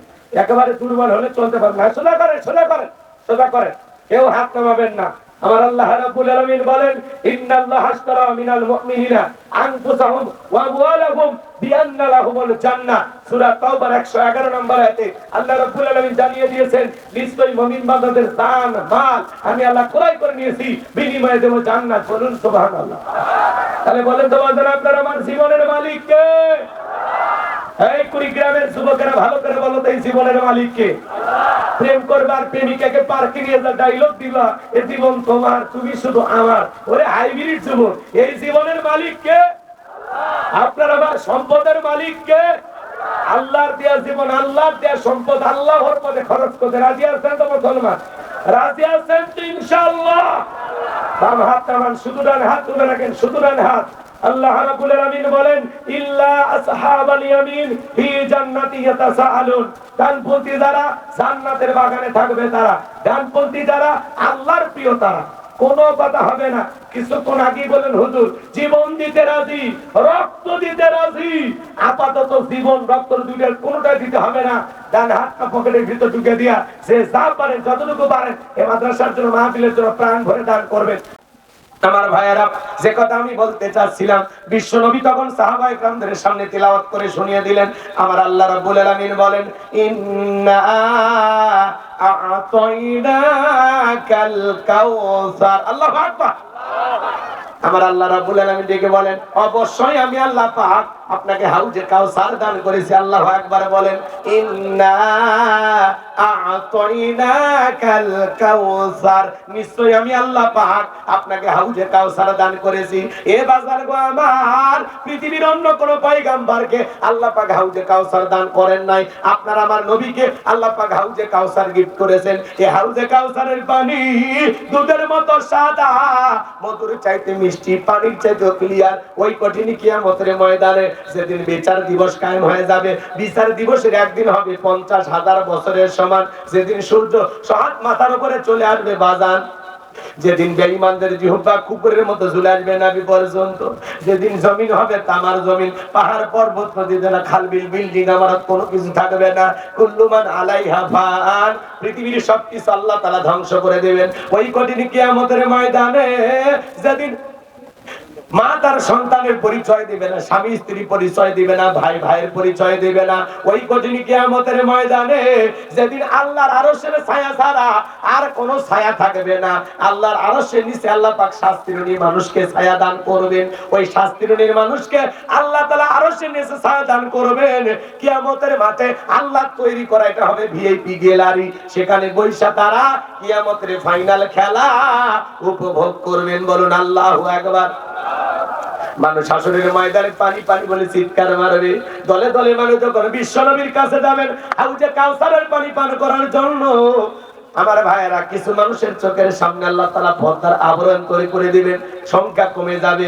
আমার নবী তখন ডেকে বলবেন, আল্লাহ আমি আমার উম্মতের অনেক সংখ্যা দেখতে পাইলাম, কেন জানি সংখ্যা কমে গেল, ব্যাপারটা বুঝতে পারলাম না। আমার আল্লাহ ডেকে বলে, বন্ধু আপনি তো সবাইকে পাইকারি দরে হাউজে কাউসারের পানি পান করাইতে পারবেন না। দুনিয়ার জীবনে দুইটা অপরাধ করেছিল যারা, আজকে হাউজে কাউসারের পানি পাবে না তারা। কয়টা অপরাধ? এটা জোরে বলেন না বাজার, কয়টা অপরাধ? দিন দিয়া কথাগুলো বোঝার চেষ্টা করবেন।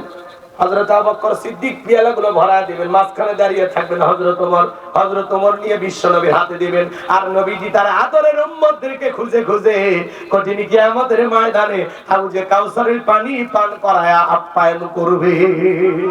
নবীজির হাতে কঠিন কিয়ামতের ময়দানে কারা কারা হাউজে কাউসারের পানি পান করতে চান, দুইটা হাত তুলে আল্লাহকে দেখান।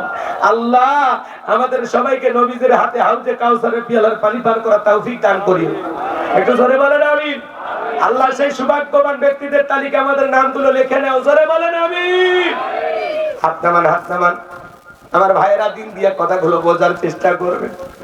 আমি গুনাহগার যে কথা বলতে চাই, হাউজে কাউসারের পানি চাইলেই তো পাওয়া যাবে না, অত সহজ না। আমি আপনাদের এলাকায় আসলাম, একটা ছেলের হাতে কিছু চকলেট দিলাম, বিয়া বললাম বাবা এক পাতা পানি আনো, আমি একটু মুসাফির ওযু বানাবো। ওই ছেলেটা চকলেট পায়া মারছে দৌড়, মাঝপথে আসার খাইয়া পড়ে গেছে, হাঁটু ছিলে গেছে, রক্ত বের হয়েছে, ব্যথাও পাইছে। এরপরে উঠে দাঁড়াইয়া বদনা ভরিয়া পানি নিয়ে আমার সামনে আসে। কথা কি বুঝতে পারতেছেন? আমি তখন বললাম, বাবা এই পানিটা আনতে গিয়ে তোমার কষ্ট হয়েছে, মাঝপথে আসার খাইয়া পড়ে গেছে, ব্যথা পাইছে। ওই ছেলেটা এদিক খেয়াল করে, চকলেটের খুশিতে বলতেছে, আমি এরকম কত পরে যায়, এবার কিছুই হয় না। কথা কয় না, কথা কয় না, কথা কয়। ওই ছেলেটা যেরকম চকলেটের আনন্দে ব্যথাকে ব্যথা মনে করতেছে না, কঠিন কিয়ামতের ময়দানে নবীজির হাতে এক পেলা হাউজে কাউসারের পানি যদি তকদিরে জুটে যায়, ভাগ্যে জুটে যায়, পান করার মতো সৌভাগ্য আল্লাহ আপনাকে দেয়, আর আল্লাহর আরশের নিচে ছায়া যদি আল্লাহ দান করেন, তাহলে কিয়ামতের কঠিন দিনের কঠিন কষ্ট আপনার কাছে কঠিন মনে হবে না, আল্লাহ সহজ করে দেবেন। তো জোরে কোন না সুবহানাল্লাহ। আর যারা নবীজির হাতে হাউজে কাউসারের পানি খাবে আর আল্লাহর আরশের নিচে ছায়া পাবে, এরা যে জান্নাতে যাবে, তাদের আর কোনো টেনশন থাকবে না। একটু সুবহানাল্লাহ জোরে কওয়া যায় না? তাহলে হাউজে কাউসারের পানি চাইলেন আর পাইলেন, অতই সহজ। ঠান্ডা পানি দিয়ে ওযু বানানো লাগবে। দেখবেন হঠাৎ যারা একটু নামাজ ধরে, পুরাতন মুসল্লি যারা আছে, নতুন মুসল্লিদেরকে নিয়ে সমালোচনা করে, আজকে সূর্য কোন দিকে উঠছে, উত্তর পাড়ার বাদশা দেখি মসজিদে নামাজ পড়বেন, আবার 2 দিন পরে ছেড়ে দিবেন। কথা কয় না? এরকম বলে না আপনাদের এলাকায়? ভাই বলে না? আমি বলতে চাই, মুরব্বী দাওয়াত দিয়ে তো 5 জন 10 জনকে মসজিদে আনতে পারে না। কেউ একজন হঠাৎ করে নামাজ ধরেছে, 2 ওয়াক্ত পড়বে না 2 দিন পড়বে, এটা তার ব্যাপার। ও মসজিদে আসতে পারলে দোয়া করে যে ভাই তুমি মসজিদে নামাজ পড়ার জন্য আসছো, দেখে দিনটা ভইরা গেছে, আল্লাহর কাছে দোয়া করি আল্লাহ যেন মৃত্যু পর্যন্ত তোমাকে সিজদা দেওয়ার তাওফিক দান করে। আপনি দোয়া না করে সমালোচনা করে বলেন দেখি তোর নামাজ কয়দিন থাকে। আপনি মসজিদের সিসি ক্যামেরা কে ঢোকে কে বের হয় খবর রাখেন, ভালো হয়ে যান। কিন্তু এই মুরব্বী কি হয়ে যান, কেউ নামাজে আসলে সমালোচনা না, দোয়া করেন, বুকে টানেন, একসাথে বসে চা খান, তার সাথে মিশে যান, কথা কয় না গো। যুবক বয়সে একটু দাঁড়িয়ে রাখছে এটা নিয়ে সমালোচনা করে, যুবক বয়সে বুড়ের ভাব ধরলি বউ ভাগ্যে তুলবে, এরকম বলে কিনা? যুবক বয়সে একটু দাঁড়িয়ে রেখে বউ নিয়ে ঘুরতে গেছে, বলে ভাবি আসসালামু আলাইকুম, সাথে চাচার খবর কি? বউ এসে বাড়িতে রাগ করে বলে তোমার সাথে বাইরে যাওয়া যাবে না, আমার এটাকে ভাবি আর তোমার এটাকে চাচা।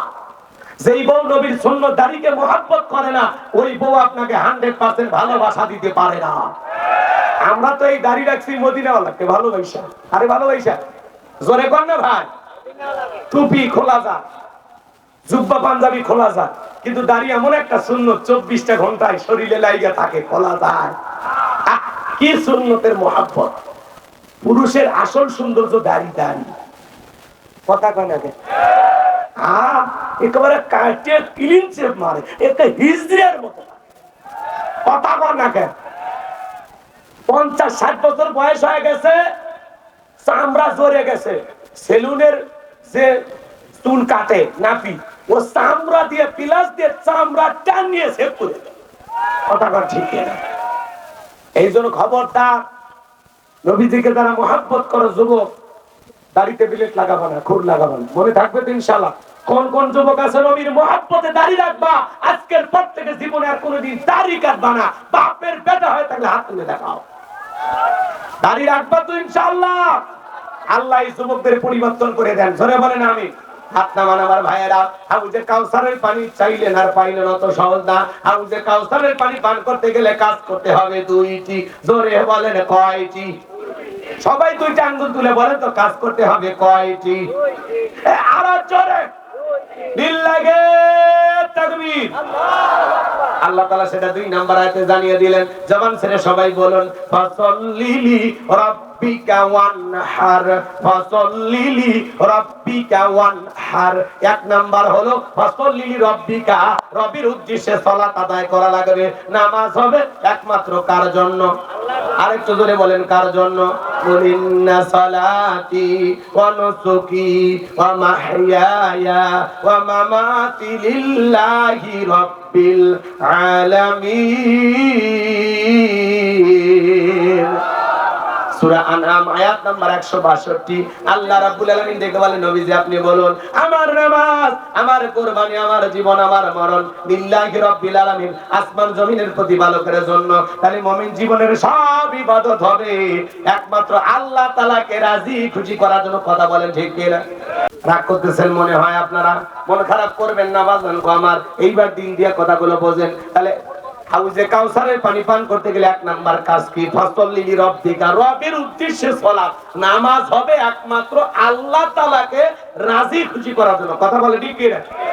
নামাজ যদি নামাজের মতো হয়, আল্লাহ ডেকে বলেন ফালিয়াবুদু রাব্ব হাযাল বাইত আল্লাযী আত'আমাহুম মিন জু' ওয়া আমানাহুম মিন খাউফ। আল্লাহ তাআলা ডেকে বলেন এই ঘরের মালিকের ইবাদত করো।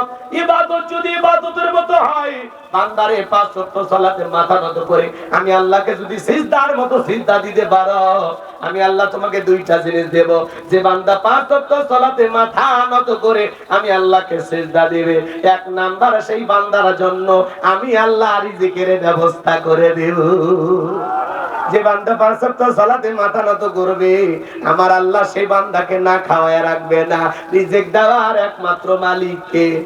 ওয়ামা মিন দাব্বাতিন ফিল আরদি ইল্লা আলাল্লাহি রিজকুহা।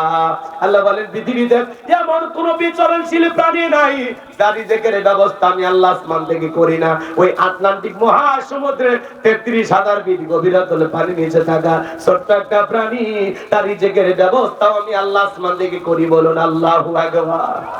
আরেকটু জোরে বলেন আল্লাহু আকবার। তাহলে রিজেক দেওয়ার মালিক কে? আল্লাহ যদি পাখিকে খাওয়ায়, শিয়ালকে খাওয়ায়, আমাদেরকে খাওয়াবে না? বিশ্বাস আছে তো? আল্লাহ বলেন বান্দারে, 1 নাম্বার আমি আল্লাহ রিজিকের ব্যবস্থা করব, 2 নাম্বার তোর জীবনে কোনো ভয় থাকবে না, সকল ভয় থেকে আমি আল্লাহ নিরাপত্তা দেব। বর্তমান সমাজে আমাদের ভয় আছে না নাই? মেয়েটা কলেজে গেল একা একা ফিরবে নাকি জামাই সাথী নিয়ে ফিরবে, ভয় আছে না নাই? মেয়েটা স্কুলে গেল ভালোভাবে ফিরবে নাকি কারো লালসার শিকার হবে, ভয় আছে না নাই? আপনি বিকাশের দোকানদার, রাজার হাটে আপনার দোকান বাজার, 2 লাখ টাকা নিয়ে আপনি আপনার এই গ্রামে আসবেন, মনে মনে ভাবতেছেন আল্লাহ 2 লাখ টাকা নিয়ে বাড়ি পর্যন্ত যাইতে পারবো নাকি ছিনতাইকারী কবলে পড়ে টাকা জান দুইটাই হারাবো, ভয় আছে না নাই? আপনার আমার জানমালের অনেক ভয় বাজান গো আমার আল্লাহ বলে বান্দা যখন নামাজের মতো নামাজ আদায় করবা, সকল ভয় থেকে আমি আল্লাহ তোমাদেরকে নিরাপত্তা দেব। বাংলাদেশে যদি কোরআনের পার্লামেন্ট কায়েম হয়ে যায়, নামাজকে যদি বাধ্যতামূলক করা হয়, সবাই যদি নামাজি হয়ে যায়, যে বান্দা 5 ওয়াক্ত সালাতে মাথা নত করে আল্লাহকে সিজদা দিবে, সে চুরি করতে পারবে না, খুন ধর্ষণ করতে পারবে না। কথা বলেন ঠিক কি না? সমাজটা পবিত্র হয়ে যাবে, আর টেন্ডারবাজি চাঁদাবাজি করতে পারবে না। কথা বলেন ঠিক কি না? আর আমরা দেখেছি যারা মুসারু নেতা ছিল, বিভিন্ন রকমের ভাব ভঙ্গিতে কথা বলতো। স্বরাষ্ট্রমন্ত্রীর কারওয়ান বাজারে দৈনিক হাদিয়া ছিল 2.5 কোটি টাকা। কথা কয় না? কথা কয় না? যারা দুর্নীতি করে 11 লক্ষ কোটি টাকা বিদেশে পাচার করেছে, কয়েকদিন আগে আবার হিসাবটা আরো বৃদ্ধি পেয়ে বলছে 18 লক্ষ কোটি টাকা খালি বাড়তিছে। এত টাকা দুর্নীতি করে ওরা বিদেশে পাচার করেছে। কথা বলে ঠিক কিনা? বড় বড় কথা বলতে এমপি মন্ত্রীরা আছে। আজকে গ্যারেজে 5 কোটি 10 কোটি টাকা দামের এমপি মন্ত্রী গাড়ি পরে আছে, কে দৌড়া না? কথা কয় না? কথা কয়? মন্ত্রীরা সব কোথায় গেল, এমপিরা সব কোথায় গেল, কোথায় কাদের কাকা? ওদের সারা দেশটা বড় লাগে ফাঁকা ফাঁকা। পালাবো না পালাবো না পালাবো না, যায় না তাদের দেখা, ওদের সারা দেশটা বড় লাগে ফাঁকা ফাঁকা। আইন মন্ত্রী আটকে গেল আইনেরই ফাঁকে, দাড়ি সারা দরবেশটারে ভণ্ড ভণ্ড লাগে। শুনেছি ভাই কত নেতা নেত্রী খাইতেছে ভাই ডান্ডা, বিচারপতি কালামানিকের ভাগিয়েছে নাকি আন্ডা। এটা আমার খবর না, মিডিয়ার খবর। এই বিচারপতি শামসুদ্দিন মানিক আল্লামা সাইদি হুজুরকে মৃত্যুদণ্ডে রায় দিয়েছিল। আমরা বলতে চাই ওই একই ট্রাইব্যুনালে বিচারপতি মানিককেও মৃত্যুদণ্ডে রায় দিতে হবে।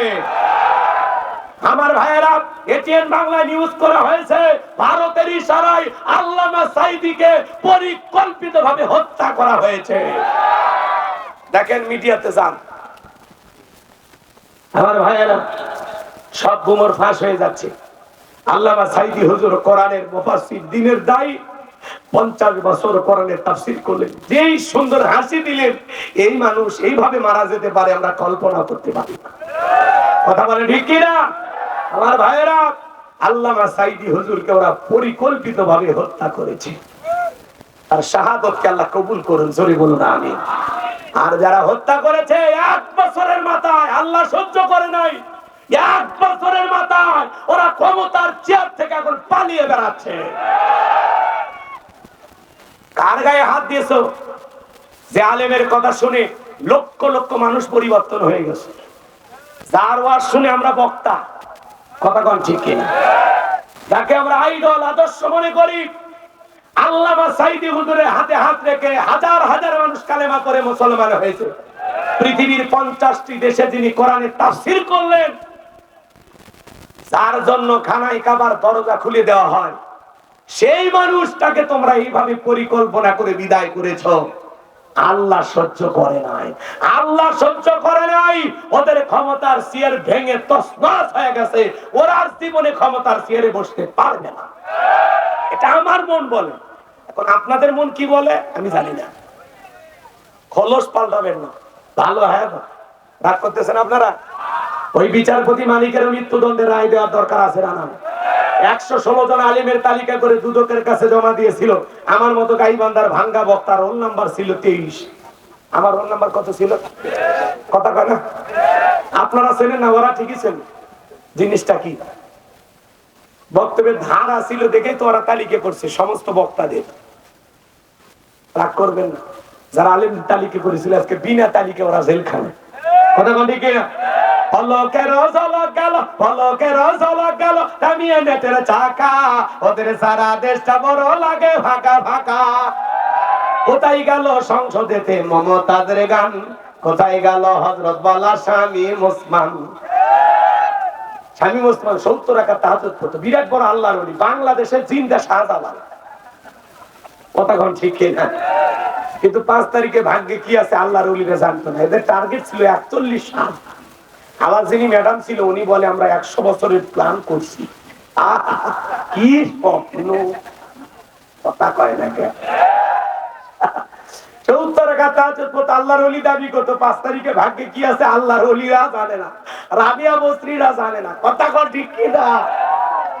মাইক পেলে বলতো খেলা হবে, খেলা হবে। আজকে পুরো বাংলাদেশের মাঠ পড়ে আছে, কিন্তু ওইরকম বড় বড় খেলোয়াড়রা নাই। আসেন দুলে ভাই, খেলা হবে। কোথায় ওবায়দুল কাদের সাহেব মাইক পেলে বলতেন খেলা হবে, ভেলটায় ভেলটায় বলতেন কই আপনি? এখন আপনি আসেন, আপনাকে না দেখতে পারে আমাদের জ্বালা। আপনি আসেন, কথা কোন ঠিক কিনা? আমার ভাইরা লম্বা হবে, দিনের বেলায় সময় কমে, দিক ওদিকে যাওয়ার সুযোগ নাই। কষ্ট পাইছেন বুঝি আপনারা? খালি যে কথা বলতে চাচ্ছিলাম, নামাজের মতো আদায় করলে সকল দিক দিয়ে নিরাপত্তা দেবেন কে?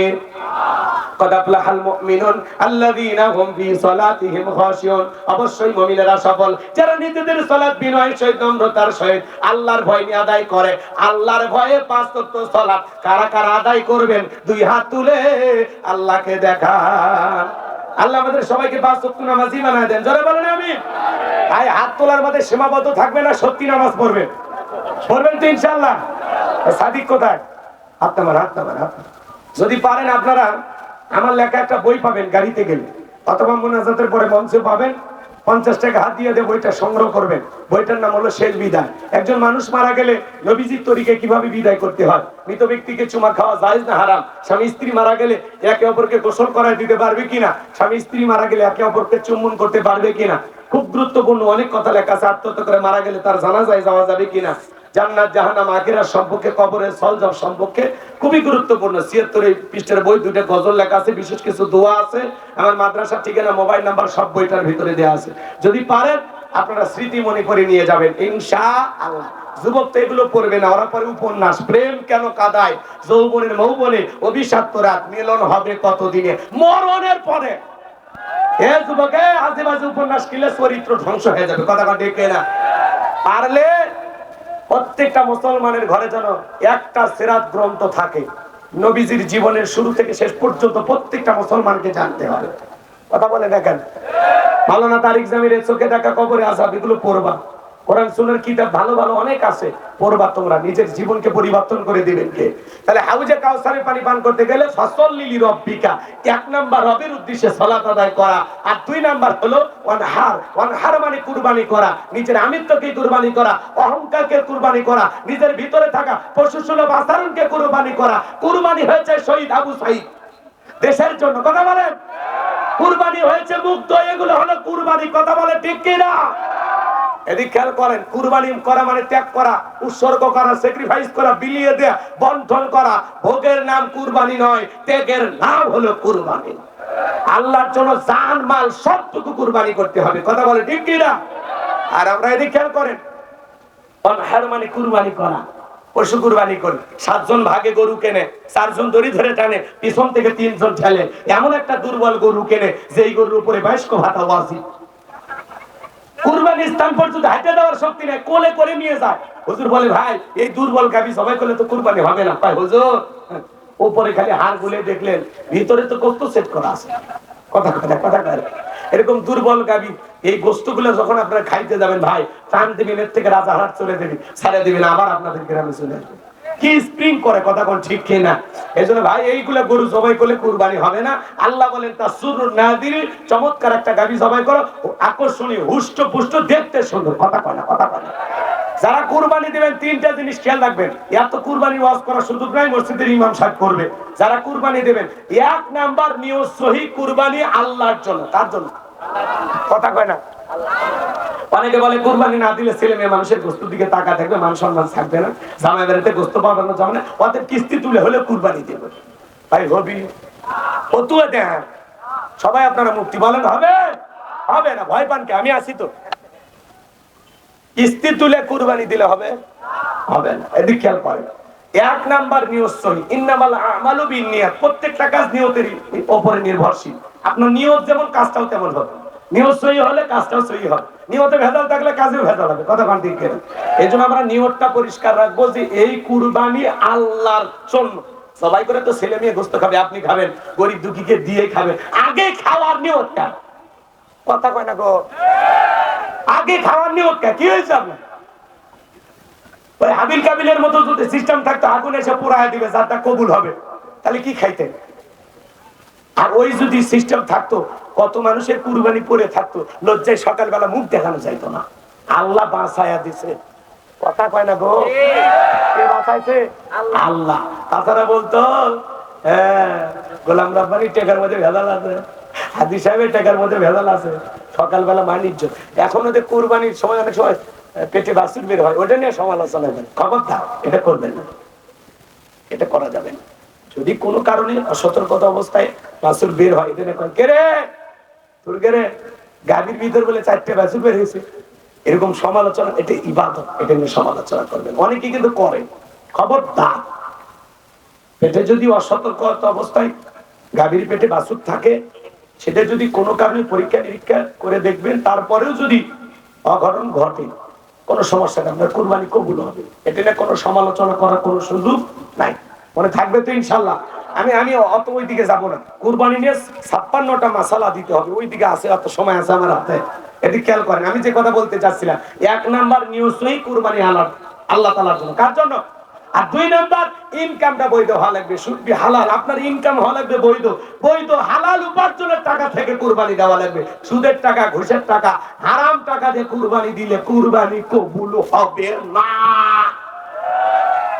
আল্লাহ পবিত্র, তিনি পবিত্র বস্তুকে ভালোবাসেন।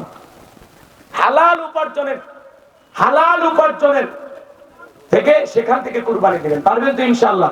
আর 3 নম্বরে দেখ, ফাসল্লি লিরাব্বিকা ওয়ানহার, আগে নামাজ পড়ো, তারপরে কুরবানি করো। কথা কও, এক ওয়াক্ত নামাজ দেয়, 5 লাখ টাকার গরু কিনে রাস্তার মোড়ে বেঁধে রাখতে, কার কুরবানি খাই? তালুকদার। ভাই ঠকেন নাই, তালুকদার সাহেব জিততেন। তালুকদার এখানে ঠকার মানুষ, পিছনে যে রান দেখাতা, এক রানেই তো 3 মণ গোস্ত। কথা কয় না। যারা গরু নিয়ে এসে কোথায় কি পরিমাণে গোস্ত করবে আছে, হিসাব নিকাশ করলে হবে? জোরে বলেন হবে? ওদের কুরবানি কবুল হবে না। কথা বলে ঠিক না? তাই শোনেন, কুরবানির দিনে ফজরের নামাজও নাই, ঈদের নামাজও নাই। আপনি 9টার দিকে গোসল করে গরু দড়ি ধরে দাঁড়িয়ে আছেন, আপনার কুরবানি কবুল হবে কোন হুজুর? কোন হুজুর? হুজুরের নাম কি? ওটা গোস্ত খাওয়া হবে, কুরবানি হবে না। কুরবানি দিতে হলে নামাজি হয়ে কুরবানি দেওয়া লাগবে। কথা কয় না? তাহলে নিয়ত সহি, টাকা হালাল, নামাজি হয়ে যারা কুরবানি দেবে, সে যদি 10,000 টাকা 20,000 টাকা দেওয়ার একটা ভেড়া ছাগলও দেয়, ওই ছাগল ভেড়া রক্ত জমিনে পড়ার আগেই আরশের মালিক আল্লাহর কাছে কবুল হয়ে যাবে। একটু জোরে কর না সুবহানাল্লাহ।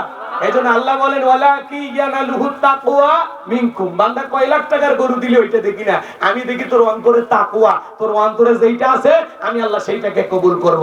আমরা ইনশাআল্লাহ আল্লাহকে রাজি খুশি করার জন্য কুরবানি দিতে রাজি আছি তো ইনশাআল্লাহ। এরপরে 3 নাম্বার আয়াত আল্লাহ রাব্বুল আলামিন বলেন, ইন্না শানিয়াকা হুয়াল আবতার। নবী গো, যারা আপনাকে লেসকারণীর বংশ বলে আপনি মন খারাপ করবেন না গো নবী। আপনার ছেলে সন্তানগুলোকে আমি আল্লাহ শিশুকালে নিয়েছি, আপনি কষ্ট মনের মধ্যে নেবেন না। এই পৃথিবীর জমিনে আপনাকে মহব্বত করার, আপনাকে ভালোবাসার কোটি কোটি রূহানি সন্তান পাঠাবো, যারা আপনার জন্য জীবন দিতে প্রস্তুত থাকবে। জোরে বলেন মারহাবা। আমরা সবাই নবীর রূহানি সন্তান। তামাম পৃথিবীতে 700 কোটির মতো মানুষ, এর মধ্যে 200 কোটি মুসলমান, আমরা সবাই নবীজির রূহানি সন্তান। ওই যে ফ্রান্সের জালামেরা যখন কার্টুন প্রদর্শন করলো দেয়ালে দেয়ালে, নাকটা ব্যাকা করে দিয়া মুখে কয়েকটা দাড়ি লাগাইয়া কার্টুন বানায়, বলে ইনি মোহাম্মদ। জোরে কর নাউজুবিল্লাহ। আমার নবী কি দেখতে কার্টুনের মতো? এই পৃথিবীর সবচাইতে সুন্দর মানুষটির নাম মুহাম্মাদুর রাসূলুল্লাহ সাল্লাল্লাহু আলাইহি সাল্লাম। সেই মহামানবকে যারা কার্টুন বানায়, এরা মানুষ না, এরা হলো জানোয়ার। কথা কয় না? কথা কয় না? আমার নবীর ছবি কি ওদের কাছে আছে? নবীর ছবি দেখলে তো পাগল হয়ে যাবে। কথা কন ঠিক কি না? যে নবীর চরিত্রের সার্টিফিকেট আল্লাহ দিয়ে বলেন, ওয়া ইন্নাকা লাআলা খুলুকিন আযীম, নবী হলেন পুত পবিত্র মহান চরিত্রের অধিকারী। আযীম আরবিতে এমন একটি শব্দ যার গভীরতা মাপা যাবে না। কথা বলে ঠিক কিনা? যে নবী 63 বছরের জিন্দেগিতে একটি মিথ্যা কথা বলেননি, এমন বিশ্ব রেকর্ড পৃথিবীর আর কোন নেতার আছে? সেই নবীকে আদর্শ মানতে, নেতা মানতে রাজি আছেন তো ইনশাআল্লাহ? আমার ভাইয়েরা, নবীকে গালি দিয়েছিল ওলীদ বিন মুগীরা, অকাট্য ভাষায় বিশ্ব নবীকে গালি দিয়ে বলেছিলেন, আমার নবীকে অকাট্য ভাষায় গালিগালাজ করতেছেন। আল্লাহ পাক তখন আয়াত নাজিল করে বলেন, উতুল্লিম বাদা যালিকা জানিম, নবী গো, এই ওলীদ বিন মুগীরা আপনাকে গালি দেয় কারণ এ হলো পিতৃ পরিচয়হীন জারজ সন্তান, এ জন্মের ঠিক না। নবীকে গালি দেবে যারা, অবৈধ জারজ সন্তান তারা, ওরা বাস্টার্ড। কথা বলে ঠিক কিনা? ওলীদ বিন মুগীরা বলে, নবী এত বড় কথা আমার জন্মের ঠিক নাই। এই কথা বলে সে তার মায়ের কাছে চলে গেল। তার মায়ের নাম ছিল ঝর্ণা। যা বলে, মা করবি না কোনো তাল বাহানা, যা বলবি সত্য বলবি। নবী যে আমাকে বলেছেন উতুল্লিম বাদা যালিকা জানিন, আমি নাকি পিতৃ পরিচয়হীন সন্তান। এই কথা শোনার পরে ওলীদ বিন মুগীরার মা মনে মনে ভাবতেছে, এই গোপন তত্ত্ব নবী জানলো কেমনে? নবী তো জানতেন না, নবীকে জানিয়ে দিয়েছেন তিনি কে? একটু জোরে বলেন না কে? সংক্ষিপ্ত সময় বাজান, সময় তো নেই। কষ্ট হচ্ছে আপনাদের? কষ্ট হচ্ছে আমারও। শেষ শেষ, এখনই শেষ। একটি এই দিক খেয়াল করেন, কষ্ট হচ্ছে আপনাদের? ওলীদ বিন মুগীরার মা তখন বলতেছে, বাবা আমি যা বলবো সত্য বলবো। তোর বাবা ব্যবসা বাণিজ্যের কাছে এতটা সময় বাহিরে থাকতো, তোর বাবা ব্যবসা আছে, টাকা আছে, কিন্তু তোর মায়ের মন বোঝে না।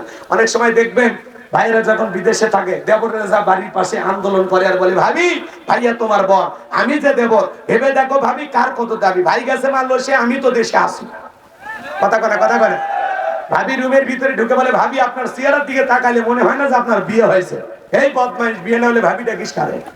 ভাবি যদি নেককার, ইমানদার, দিনদার, আল্লাহওয়ালা হইতো, একে বলতো কুল্লিল মুমিনিনা ইয়াকুদ্দুনা মিন আবসারিহিম, হে দেবর, মুমিন পুরুষের দৃষ্টি থাকবে নিচের দিকে। আমাকে দেখার অধিকার তোর ভাইয়ের আছে, তোর জন্য আমাকে দেখা জায়েজ নাই। এইজন্য মেয়েদেরকে যদি আপনারা ভালো বানাতে চান, মেয়েদেরকে মহিলা মাদ্রাসায় পড়াবেন, নেককার আবেদা সালেহা বানাবেন, মেয়েদেরকে হাফেজা আলেমা বানাবেন, তাহলেই দেখবেন ওই মেয়েরা পর্দা করবে, নামাজ পড়বে, পর্দার ওয়াজ করা লাগবে না। ওই মেয়েগুলো এমনি পর্দা করবে। কথা বলে ঠিক কিনা? পড়াবেন তো, ছোটবেলায় মাদ্রাসায় পড়াবেন তো মেয়েদেরকে, ইনশাআল্লাহ আল্লাহ কবুল করেন। জোরে বলুন আমি। এদিক খেয়াল করেন, কথা বলার সময় নেই। মা বোন যারা বসে আছেন, মা দুইটা পুরুষ হইলে দূরে থাকবেন, একটা দেবর আর একটা দুলে ভাই। এরা হলো মৃত্যু তুল্য, বিষাক্ত সাপের চাইতেও ভয়ঙ্কর। আল্লাহ মা বোনদেরকে হেদায়েত দান করুক। জোরে বলেন আমিন। ওলীদ বিন মুগীরার মা তখন বলল, বাবা তোর চাচারি দিয়ে ভালোবাসা বিনিময় করেছিলাম, তার ফলে তোর জন্ম হয়েছে। নবী যে তথ্য দিয়েছে 100% সত্য। কথা কয় না? এই জন্য মনে রাখবেন, নবীকে গালি দেবে যারা, অবৈধ জারজ সন্তান তারা। কেউ যদি আমারে গালি দেয় সহ্য করবো, আমার বাপকে গালি দিলে সহ্য করবো, মারে গালি দিলে সহ্য করবো, আমার দলকে গালি দিলে সহ্য করবো। কিন্তু বিশ্ব নবী হলেন আমাদের কলিজার টুকরা নবী। নবীকে নিয়ে কেউ যদি কুরুচিপূর্ণ মন্তব্য করে, বাজে ভাষায় গালি দেয়, ওই নাস্তিক বেঈমানকে ধইরা আর বুকের উপরে সইরা জিহ্বা টান দিয়ে ছিঁড়ে কুকুরকে খাওয়াই দিব। নবীজির অপমান মেনে নেওয়া হবে না। নবীজির জন্য কারা কারা জীবন দিতে প্রস্তুত, হাত তুলে দেখা। লিল্লাহে তাকবীর। বিশ্ব নবীর অপমান সইবে না রে মুসলমান। নবীজির অপমানে যদি না কাঁদে তোমার মন, মুসলিম নয় তুমি মুনাফিক, নবীজির দুশমন। আগে বললাম, আসলে সময় না থাকলে যা হয়, যতটুকু আলোচনা হয়েছে, বক্তা শ্রোতা সবাইকে আল্লাহ পাক আমল করা তৌফিক দান করুন। যারা বই নেবেন, মোনাজাতের পরে মঞ্চের ডান পাশে পাবেন, 50 টাকা হাতিয়ে দিয়ে স্মৃতি হিসেবে নিয়ে যাবেন, গাড়ির ড্রাইভারের কাছে গেলেও পাবেন। সকলে দরুদ ইব্রাহিম পড়ুন। আল্লাহুম্মা সাল্লি আলা মুহাম্মদ ওয়া আলা আলি মুহাম্মদ কামা সাল্লাইতা আলা ইব্রাহিম ওয়া আলা আলি ইব্রাহিম ইন্নাকা হামিদুম মাজিদ। আল্লাহুম্মা বারিক আলা মুহাম্মদ ওয়া আলা আলি মুহাম্মদ কামা বারাকতা আলা ইব্রাহিম ওয়া আলা আলি ইব্রাহিম ইন্নাকা হামিদুম মাজিদ। ভাই এলাকায় কি দোয়া হয়, মোনাজাত হয়? তাহলে দোয়া।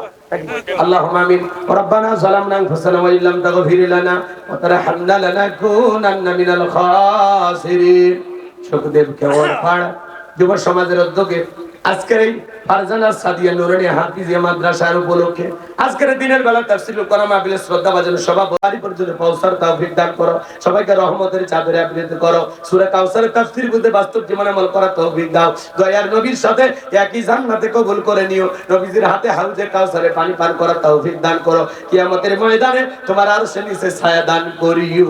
আল্লাহ আজকের মাহফিলে নগদে বাকি দিয়ে যত মানুষ টাকা পয়সা দিয়েছে, আল্লাহ সকলের দানগুলো কবুল আর মঞ্জুর করো। মা বোনেরা দান করেছে, আল্লাহ আল্লাহ কবুল আর মঞ্জুর করে নাও আল্লাহ, সবাইকে 5 ওয়াক্ত নামাজি বানায় দাও আল্লাহ, তোমার পথে আমাদের জানমাল সব কুরবানি করা তৌফিক দিয়া দাও আল্লাহ। আমার ড্রাইভার অসুস্থ, সেবায় কামিলা আজিলা দান করো। আমার হারুন ভাইকে আল্লাহ সুস্থতার নিয়ামতে ধন্য করো আল্লাহ তাআলা। আমার সাদিক ভাই আব্দুর রহিম ভাইকে আল্লাহ কবুল করো আল্লাহ। রহিম ভাইয়ের জীবনে যত সমস্যা আছে দূর করে দাও। যে বাড়িতে খাইলাম ঘুমাইলাম ওই বাড়ির উপর খাস রহমত বরকত নাজিল করো আল্লাহ। মাদ্রাসার সেক্রেটারি আল্লাহ তাআলা অনেক দান করেন, অনেক মানুষকে খাওয়ান আল্লাহ তাআলা। তোমার বান্দার কলিজাটা বড়, অনেক বড় আল্লাহ তাআলা। তোমার গোলামের মেহনতকে তুমি কবুল করে নাও আল্লাহ। মাদ্রাসার জন্য যারা যেভাবে দান করেছেন, খেদমত করেন আল্লাহ, কবুল করেন আল্লাহ। তাদের আত্মীয় স্বজন যারা কবরে চলে গেছে মাফ করে দেন আল্লাহ। এই গ্রামের উপর খাস রহমত বরকত নাজিল করেন। আমার তরুণ যুবক ভাইদেরকে আল্লাহ হেদায়েতের পথে পরিচালিত করো আল্লাহ। আজকের মাহফিলকে কবুল করো, তামাম পৃথিবীর মুসলিম উম্মাহকে হেফাজত করো। ফিলিস্তিনি মুসলমানদেরকে আল্লাহ বিজয় দাও আল্লাহ। বাংলাদেশের মসজিদ মাদ্রাসা কবুল করো, এদেশের হক্কানি উলামা ইকরামদের কবুল করো আল্লাহ। গতকালকে আমার একজন ভাই মাওলানা ইব্রাহিম খলিল বিপ্লবী একসাথে আলোচনা করেছি দিনের বেলা, রাত্রি 12:45 স্ট্রোক করে ভাই মারা গেছে। আজকে দুপুর 2:30টায় তারা জানাজা হয়ে গেছে। সকালবেলা লাশটা দেখতে গেলাম, তাকে দেখি কিভাবে চাইয়া আছে, দেখেই বোঝা যায় তোমার গোলাম জান্নাতি মানুষ আল্লাহ।